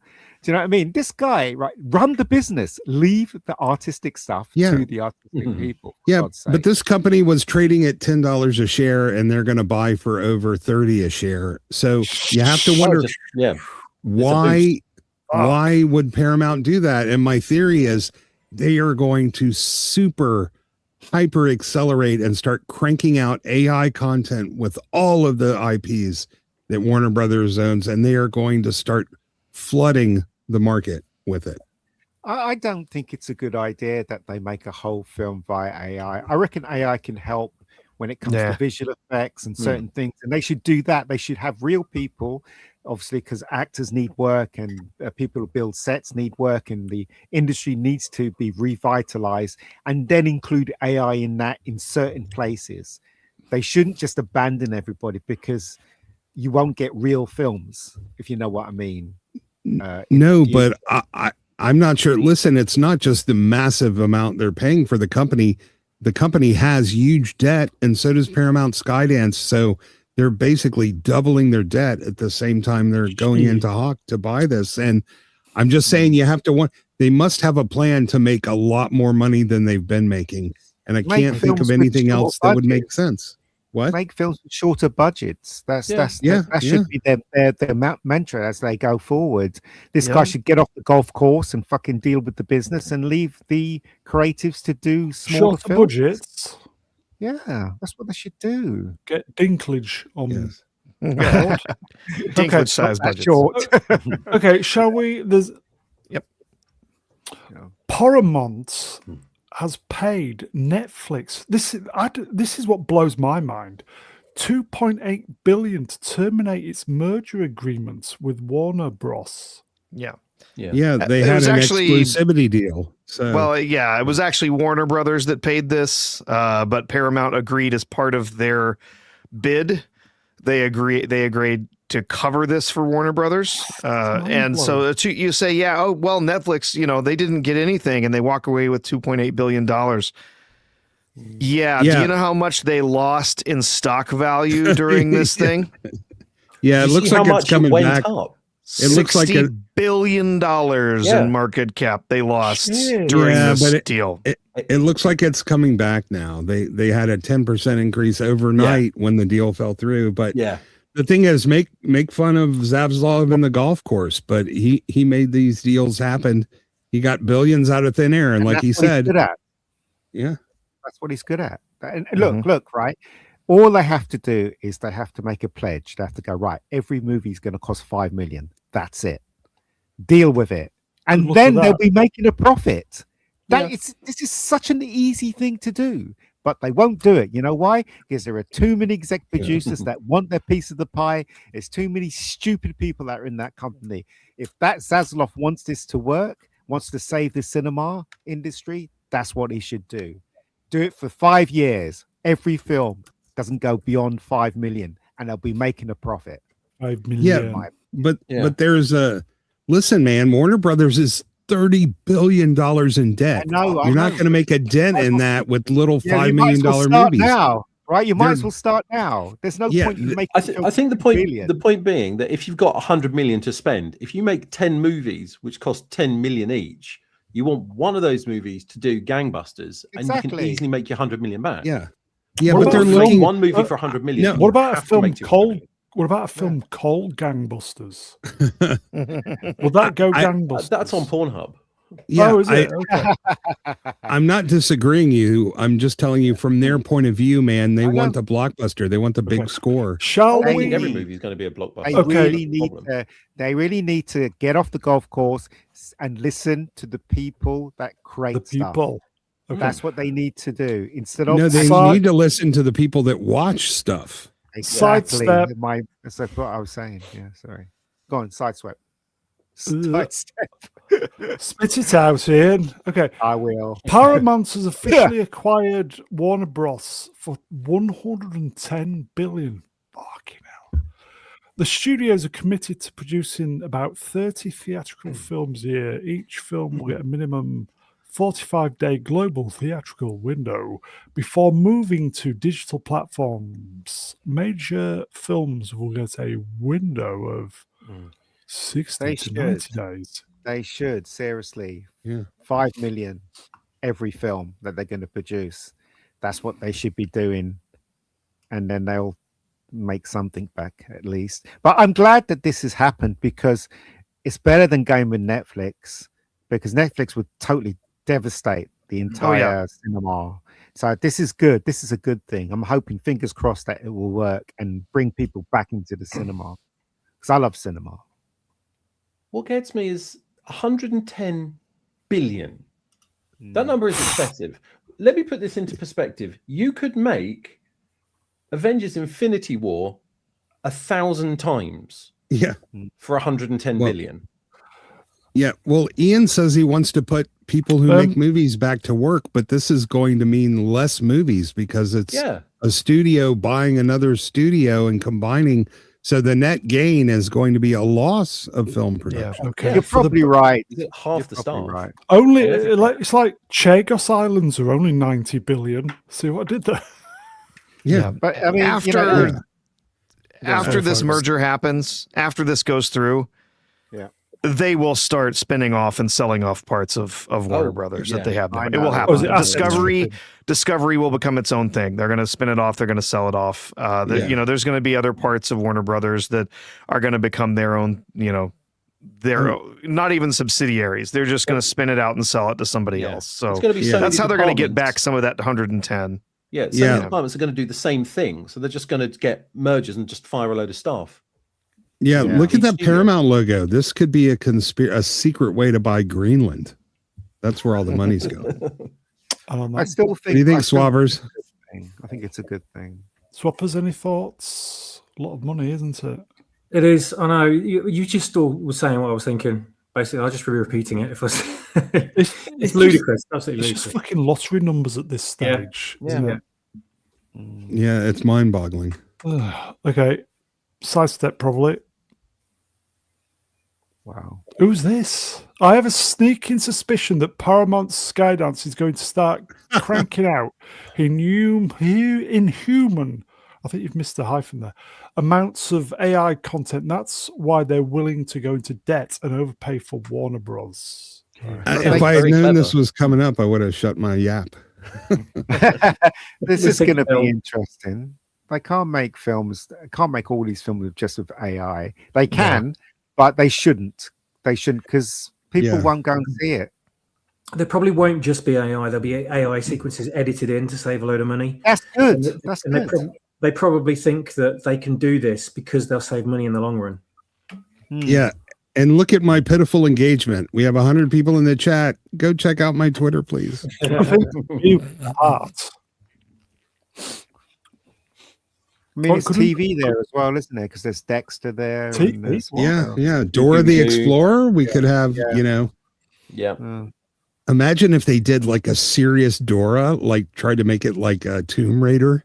Did you do the all graphic? Grown up and sexy and carrying guns. Did you produce that graphic or did you find it online? Oh no! I just I copied it from one of the business pages. There's actually like 4 of those. These are just the top. There's a lot more little app buttons in there. Oh yeah, okay. I saw a list hundreds. that had some some 90 things in it. Yeah, at least. Yeah. Okay, let's more sidestep in. This is the one that got me. As Netflix staffers digested all the news, more than a few executives expressed the feeling that the streamer may have dodged a bullet after walking away from the Warner Bros. Discovery. I think there's a sense of relief on the Netflix side, that when we came close to getting it, and now we have an out, and we got paid for the time we spent doing it. There's some disappointments in not getting what you want, and a relief that you didn't get it, said a senior executive lawyer with knowledge of the situation. Yeah, you know, Netflix does one thing. They invented pretty much that area. They invented that business. They do it really well. I'm not sure it's a smart idea to go branching off into all of this unfamiliar territory. If they got hold of Warner Brothers, though, they'd have all those IPs, wouldn't they? There's hundreds. Yeah, but they also have the responsibility of running a studio, and they don't do that sort of thing. So they're not going to just grab the IP and shut it down. Hey, listen, they lease and they buy stuff anyway. They can pretty much get whatever they want. I think they'll be okay. But do one thing well. Yeah. Yes. Yeah. Exactly. Whole ass one thing. Don't half. They created the entire streaming industry. That's what they're good at. They've shown success, and the market pretty much responded in kind. The closer they got to the merger, the lower their stock got. So I don't think anybody wanted that. Okay, I don't know what's next. Oh, what's this? Eric Kripke reveals that the final season of The Boys is almost complete. We still have a handful of VFX shots to complete, but we're pretty much done. It's an incredible fucking journey. Best job. I've lost interest in this. I lost interest in this a long time ago. Yeah, all of the VXF shots involve like gay shit that they have to put in there. Fuck this show. Fuck this show. Literally gay shit. Yeah, it got worse, and then I bailed. I just bailed. Yeah, see, this is a bait and switch. I don't think it's going to happen in Night of Seven Kingdoms, but man, they It wouldn't probably watch will. past season 2. The next season, it probably will be a bait, and it'll just be all woke stuff. That's what they do. Oh well. Yeah. Okay, let's move on then. Shia LaBeouf. LaBeouf. Yeah, he's been. Has he been in New Orleans or somewhere stirring it up? Yeah, a bit? the jail. Oh, is it? Okay, Shia LaBeouf and Megan Fox are set to return in Transformers 8. Where have they been though? How are they going to explain why they weren't in the other movies? Yeah. What's like gonna they happen? need to. Nobody cares. Like it doesn't make Yeah. sense. Yeah, it doesn't matter. Why But he's, more Transformers? It's run its course. It has No, 'cause nothing it left. makes I'll be up for it. money. It Yeah, makes money. one more. Yeah, Yeah, it makes one a more. crap load of money. Yeah. It's like Fast and the Furious inexplicably continues to bring in a ton more cash than you Maybe think. do it on the 20th anniversary of the first Transformers film. See how See, it goes. they can make this. They can make this really cheap now. With AI, don't have to go through big visual effects companies. Yeah.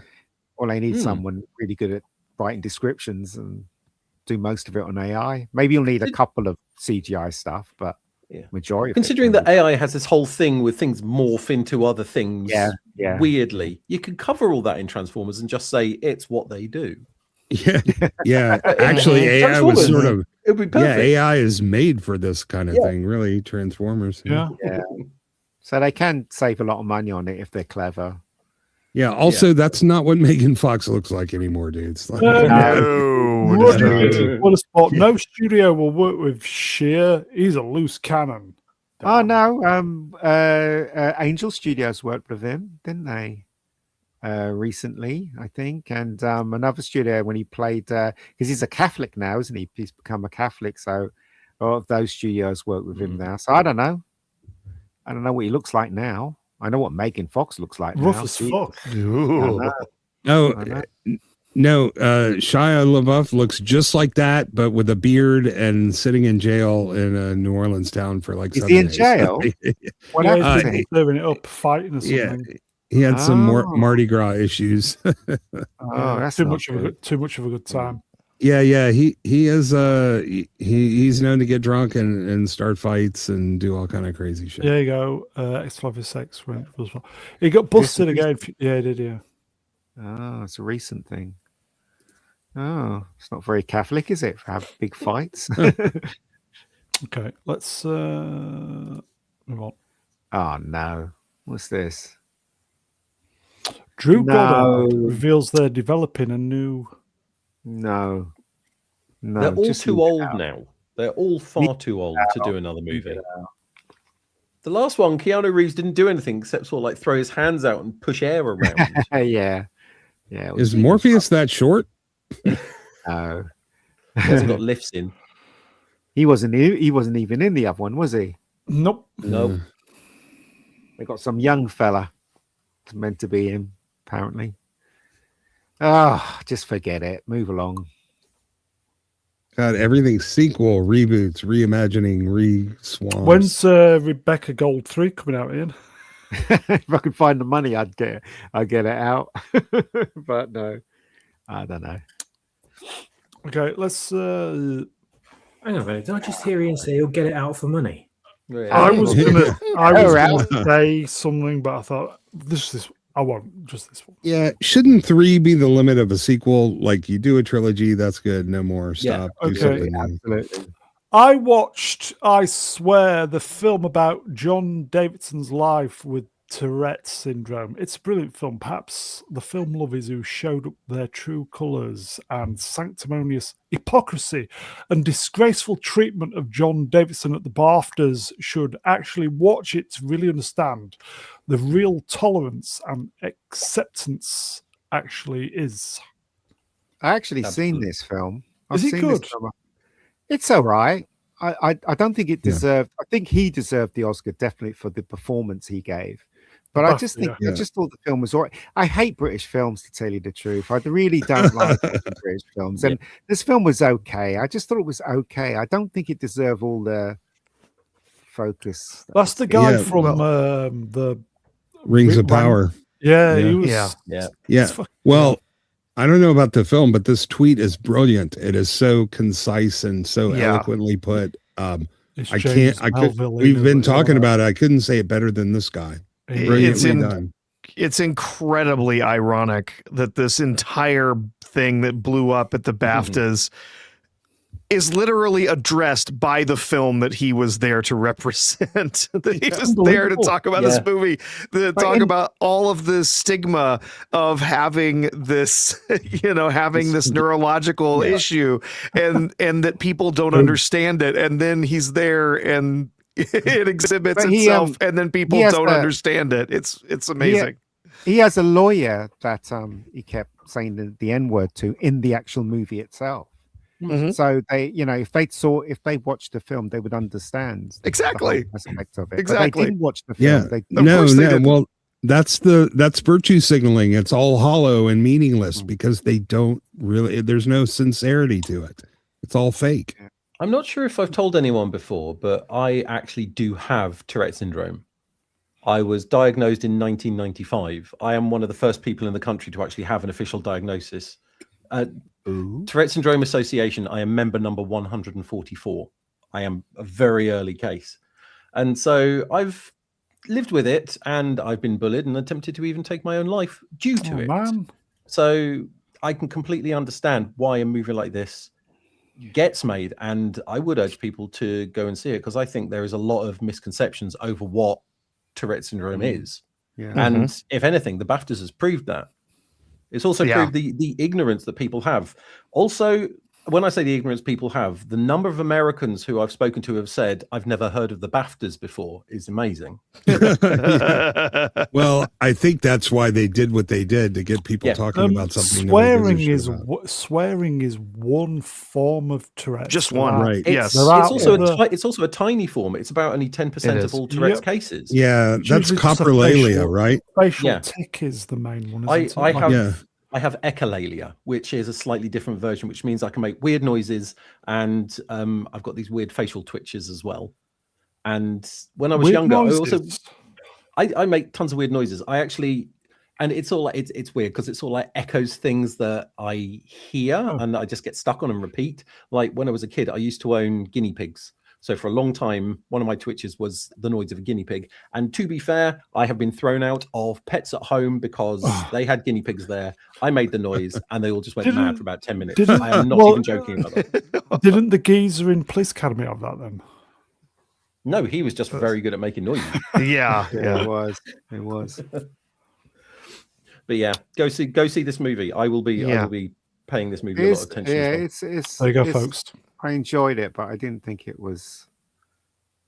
I think it was all right. Oh, I don't think it's going to be a masterpiece, but I think it's certainly going A to lot be of something people are worth thinking saying about. it is, though. Yeah, But as I Yeah, said, they're saying it's a masterpiece Okay. because it's the virtual signal I've- of disabilities. That's it. I've not seen the Rings of Power, but the guy who was in the actor there who was in it, you could tell with the clips I saw that he was polishing a turd with his material, as it were. Yeah, but he's an awful Elrond, man. The guy's like a little twink. He has none of the gravitas or projection of ethereal majesty of like the Elf King. He's just like this little dude wearing a shitty costume. Okay, where's this available then? Has it been released yet? it was in the cinema. I saw it in the cinema, but I think it's. I Oh. don't know where it's now because it's off the cinema now. So, they might have put it back in because it won the Oscar. Sorry, the BAFTA. So, After, yeah. Well, I think a lot of people really did show their colors in a very Literally. ironic way, and they didn't come out of this whole affair looking all that great. No, Come on. as I've said several times, I found some of this unintentionally deeply hilarious because of these people that have to virtue signal about everything. These woke leftists that everything has to be about all sorts of different oppression, and then now they don't know what to do. They're completely lost because either they have to be racist or they have to be ableist, and they can't decide which direction to go. Yeah. Where on the totem pole of oppression should I, which direction do I go? Here you go, folks. I completely forgot about this. Yes. Peter Harrington, numbers on it. Nice pussy again. I think Grace Randolph basically wanted John in a Lecter mask and trolley so Yeah. he could stay at the BAFTAs. Yeah. Yeah. If you Of all of want- the horrible reactions, hers was the worst. hers is the She worst made it take I've about ever seen. It was she made hilarious. it about her. She said, "I'm getting a lot of hate about this, and I blame John for that." Like, really, you? No. Yeah, and then she's yeah. going on, I don't know how Tourette syndrome works. America What? Let's doesn't talk know about it then. Yeah, don't put your ignorance on the whole country, you Yeah, stupid bitch. yeah. That was There's just If a you, lot of want to see a people.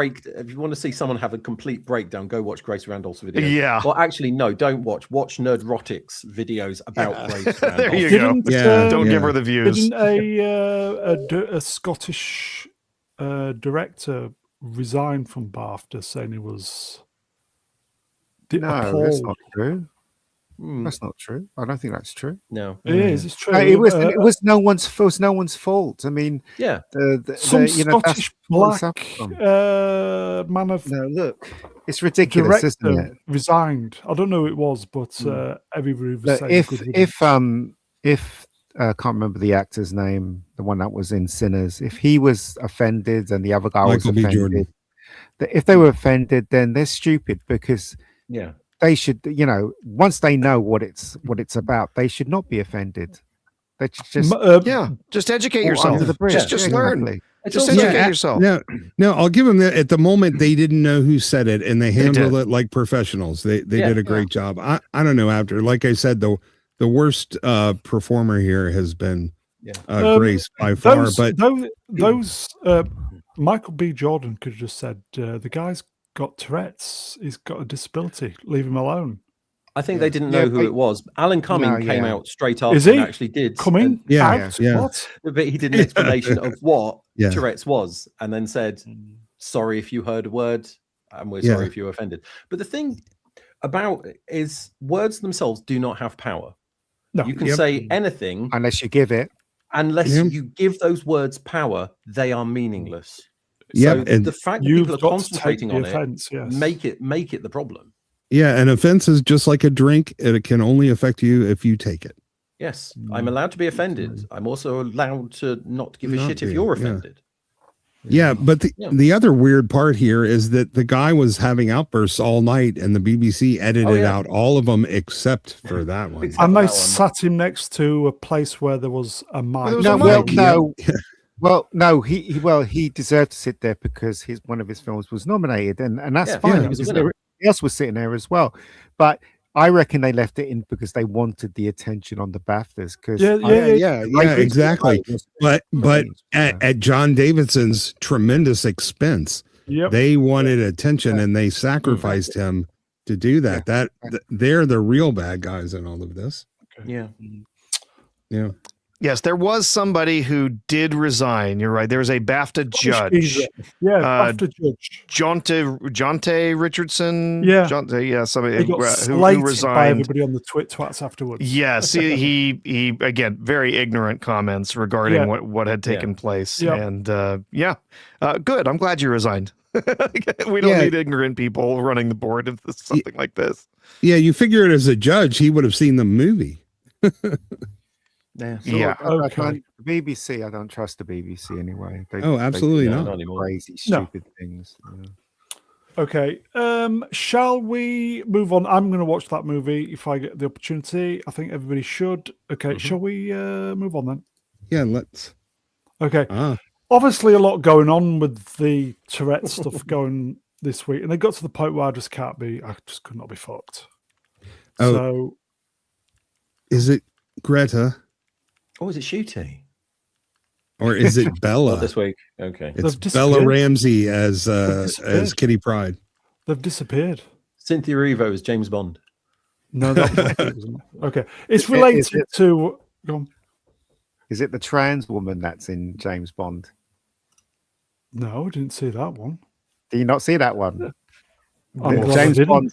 James Bond's girl's going to be a trans. Oh, Oh, yeah, It's a yeah. rumor. It's Yeah, just I a did rumor see right that, now. okay. It's not. Okay. I really decided. hope it's not true. I hope it's not true. Okay, this is a very half-arsed in the bin. It just popped up today, and I just thought, seems all right. Who saw this? Oh. Anybody? Um, You want to celebrate our art, but you won't protect it. Protect it.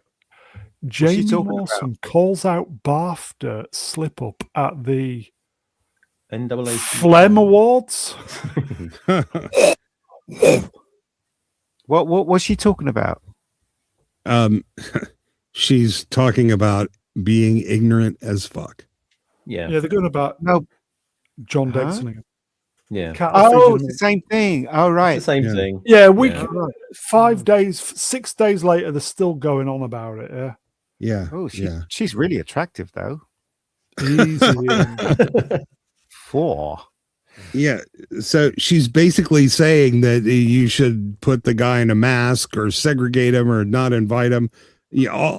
So hang on. you Is segregation good now? no, Are we- yeah, can I'm we saying segregate. black woke people calling for actual segregation. Is that Oh, not Okay. insane? Okay. Well, I mean, if that's okay to do, okay. Well, yeah, they've been doing it on college campuses now for a decade. You know, they want the blacks only space and the Arabs only space, and the so yeah, I guess segregation is good now. She just doesn't know what she's talking about. No. And she's just following the herd. that's She's doing a saying all Mark this. Ruffalo. Yeah. Amber, she's following Amber Heard. Did you say? Yeah, Absolutely. is she a British actress? I've never heard of this woman. Don't know. No idea. Les Dawson's daughter, apparently. When you Yeah. say segregation, do you mean that blacks only spaces are allowed, but whites White only only. spaces are not allowed? There you go. Swap it. Yep, pretty Boom. much. Add that. Yep. There you go. Sheer double fucking standards. That's what it is. folks. You would think that actors should avoid the press at all times when it comes Yeah. to things Yeah. like this, but they don't. They open their big gobs and they talk crap. Opens up Yeah. much like me. But anyway, It's funny. The person who hasn't been protected is John Davidson and his art. Exactly. Yeah. Poor Well, John. I mean, poor you John. want to celebrate art, but you won't protect it. What's she talking about? Oh, yeah. She's yes. talking about Silly. Not protecting black people from racism. That's what she's talking. Yeah. Yeah, Well, but black people ain't art. They're just people. yeah. Yeah, Well, this is the NAACP Image Awards. This is not the only thing that they belong in the bin for. They nominated Ironheart for 7 God, awards. I saw that. And I it saw that won come up. 2 of Oh. them. So it's not the Phlegm Awards. Yes. They gave Ironheart 2 awards. Yeah, so I didn't was get it, that, but it was worth a laugh. Best supervillain TV show. Yeah. I believe it was for editing and then for new creator or something. This one of the people that was one of the producers or something got an award. Jesus. Yeah. Was he How much Jesus? did Black Panther get when it came out? All of them. It won every award. Yeah, I believe it. Well, we knew it was corrupt, all these Yeah. awards, Yeah. but now Yeah. we know it's definitely corrupt now. Yeah, it's no better than the Golden Globes, but there were a lot of Ben candidates this week. I tell you, could have been so many things. Okay, I must have been busy too busy to see them. Okay, shall we? And finally, I forgot what it is. Oh, yeah. Who saw this? Rob Grant's 1955-2026. We are devastated to learn Rob's passing and send love to his family and friends. We will always live on through his amazing creativity, storytelling, and humor. Travel well, sir. Hashtag Red Dwarf. Yep.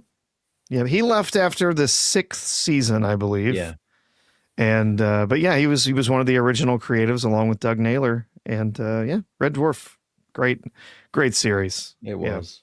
I kind of you could realize it kind of went downhill after the 6th series as well. The Mhm. scripts, You think? they just weren't as good. I do. I kind of lost interest at that point. Oh. But I think part of that is because season 6 is when they actually got a budget. That could be. And so it was less about storytelling and they started adding in other sort of like special effects and stuff that wasn't in it before. Yeah, it So I actually think it got lost worse something. when they got a budget, except Kachansky, very nice. Hmm. Which Kachansky though? There were 2. The posh Yeah, one. but The, both the, of posh- them. the new one. not the Scratter one, the posh one. Hmm. Even though technically the Scratter was Claire Grogan, so technically not a Yeah. Scratter, but there you go. Claire Grogan and Chloe Arnett, I think. Yes, one posh, one not. What's a scratter? Rough. She was a bit more rough and ready with a bit of a. She had a bit of a high pitched voice. She was cute though. She was cute. Yeah. Yeah. She was in Gregory's Girl, wasn't she? Remember that film, Gregory's Yeah. Girl? Yeah, Claire Grogan. Claire Grogan. Yeah. Yeah. She was lovely, birthday, Grogan. Happy birthday. But the writing for Red Dwarf, I mean, it saw me all through my teenage years. Basically, I remember Red Dwarf being on TV from when I was a kid, right the way through school until I actually left school. I remember watching it. It was, it was always there. It was one of those TV shows. It was Friday night. It was 9 o'clock. It was on BBC Two, and you'd always watch it. Yeah. A lot of good things came from BBC Two, actually. Oh yeah. Yes, Cat. Oh well. Shame he died. It is. Do we know what he died of? It was everywhere was saying it was just sudden. So heart attack, maybe, I don't know. Just no cause, just all Yeah, just sudden. I haven't heard anything It as just far died. as Just cause. sudden. Yeah. Yeah. It's a Yeah, lot. it has not been made public as far as I've seen. Okay. It's a shame that there was a bit of a dispute over the last few years with Red Yeah. Dwarf. Hmm. Just a bit of a shame how they couldn't just get it together, Yeah, supposedly he was working on a book or was nearly finished with a book, but it ignored basically everything after he left the show, Yeah. and it was it was sort of an alternate universe version of the characters. Yeah, maybe the cause of death was looking too much like Patton Oswalt. His heart stopped, apparently. Yeah. Okay. Rest in peace, Rob Grant. Indeed. Okay. I think that's it, everybody. I think that is it. That's it, folks. Chat, you are wonderful. Thank you for the interaction, the super chats, the hieroglyphics, Chinese writing from Punchable. I think he's found his niche. Chat, you are wonderful. We are going to raid Wayfarer straight after talking season 2, episode 1 of Babylon 5. So if you're into Babylon 5, specifically the first time we see John Sheridan, fill your boots. So we're going to auto raid. So let me thank the guests. I will get them up. Mega Geek, cheers, Ian. Yeah, no worries. Definitely Avatar of the Night, Internet Help Desk. It's been an absolute pleasure. Although, Brune, I will say that the money came rolling in and we have managed to get you a cat cam. Meow. Hey. Meow. So thank you very much for having me Nice on again. It's pussy. been a pleasure to be back. Let's have it back, man. Swappos, cheers, pal. Thank you very much. Thanks to the chat and the panel. It's been a good laugh. And see everyone on Wednesday night for Aliens. Hopefully it'll be We're going to not try the that one travesty it again. was last week. Yeah. Fucking hell. Prof, cheers, pal. Cheers. Great seeing everyone here tonight, and great seeing all of you out there in the chat. Don't forget to like and leave a comment afterward. Engagement Yes. counts. Yes, 100 likes, please. Please, comments as well. I will say, if you've not watched the Alien stream from Wednesday, check it out. It's piss funny. Yes, it is. Mr. Phobos, cheers, pal. Cheers. Good fun. Hey, great stream flow tonight. It was good stuff. And yes, Wednesday it's even funnier on the rewatch. It's just kind of infectious. I've even time stamped it for you, everybody. There's no excuse. It was absolutely piss funny, wasn't it? Yes. Anyway, okay. That is it. Beast up tomorrow. Don't know. Trev Tuesday. We're back Wednesday doing aliens. You know the drill. If we don't see you during the week, folks, enjoy spring. It's here, everybody. Have a great week, everybody. We're going over to Wayfarers to talk Babylon 5. Take care, everybody. Have a great week. Bye. Timing. Bye. Morning.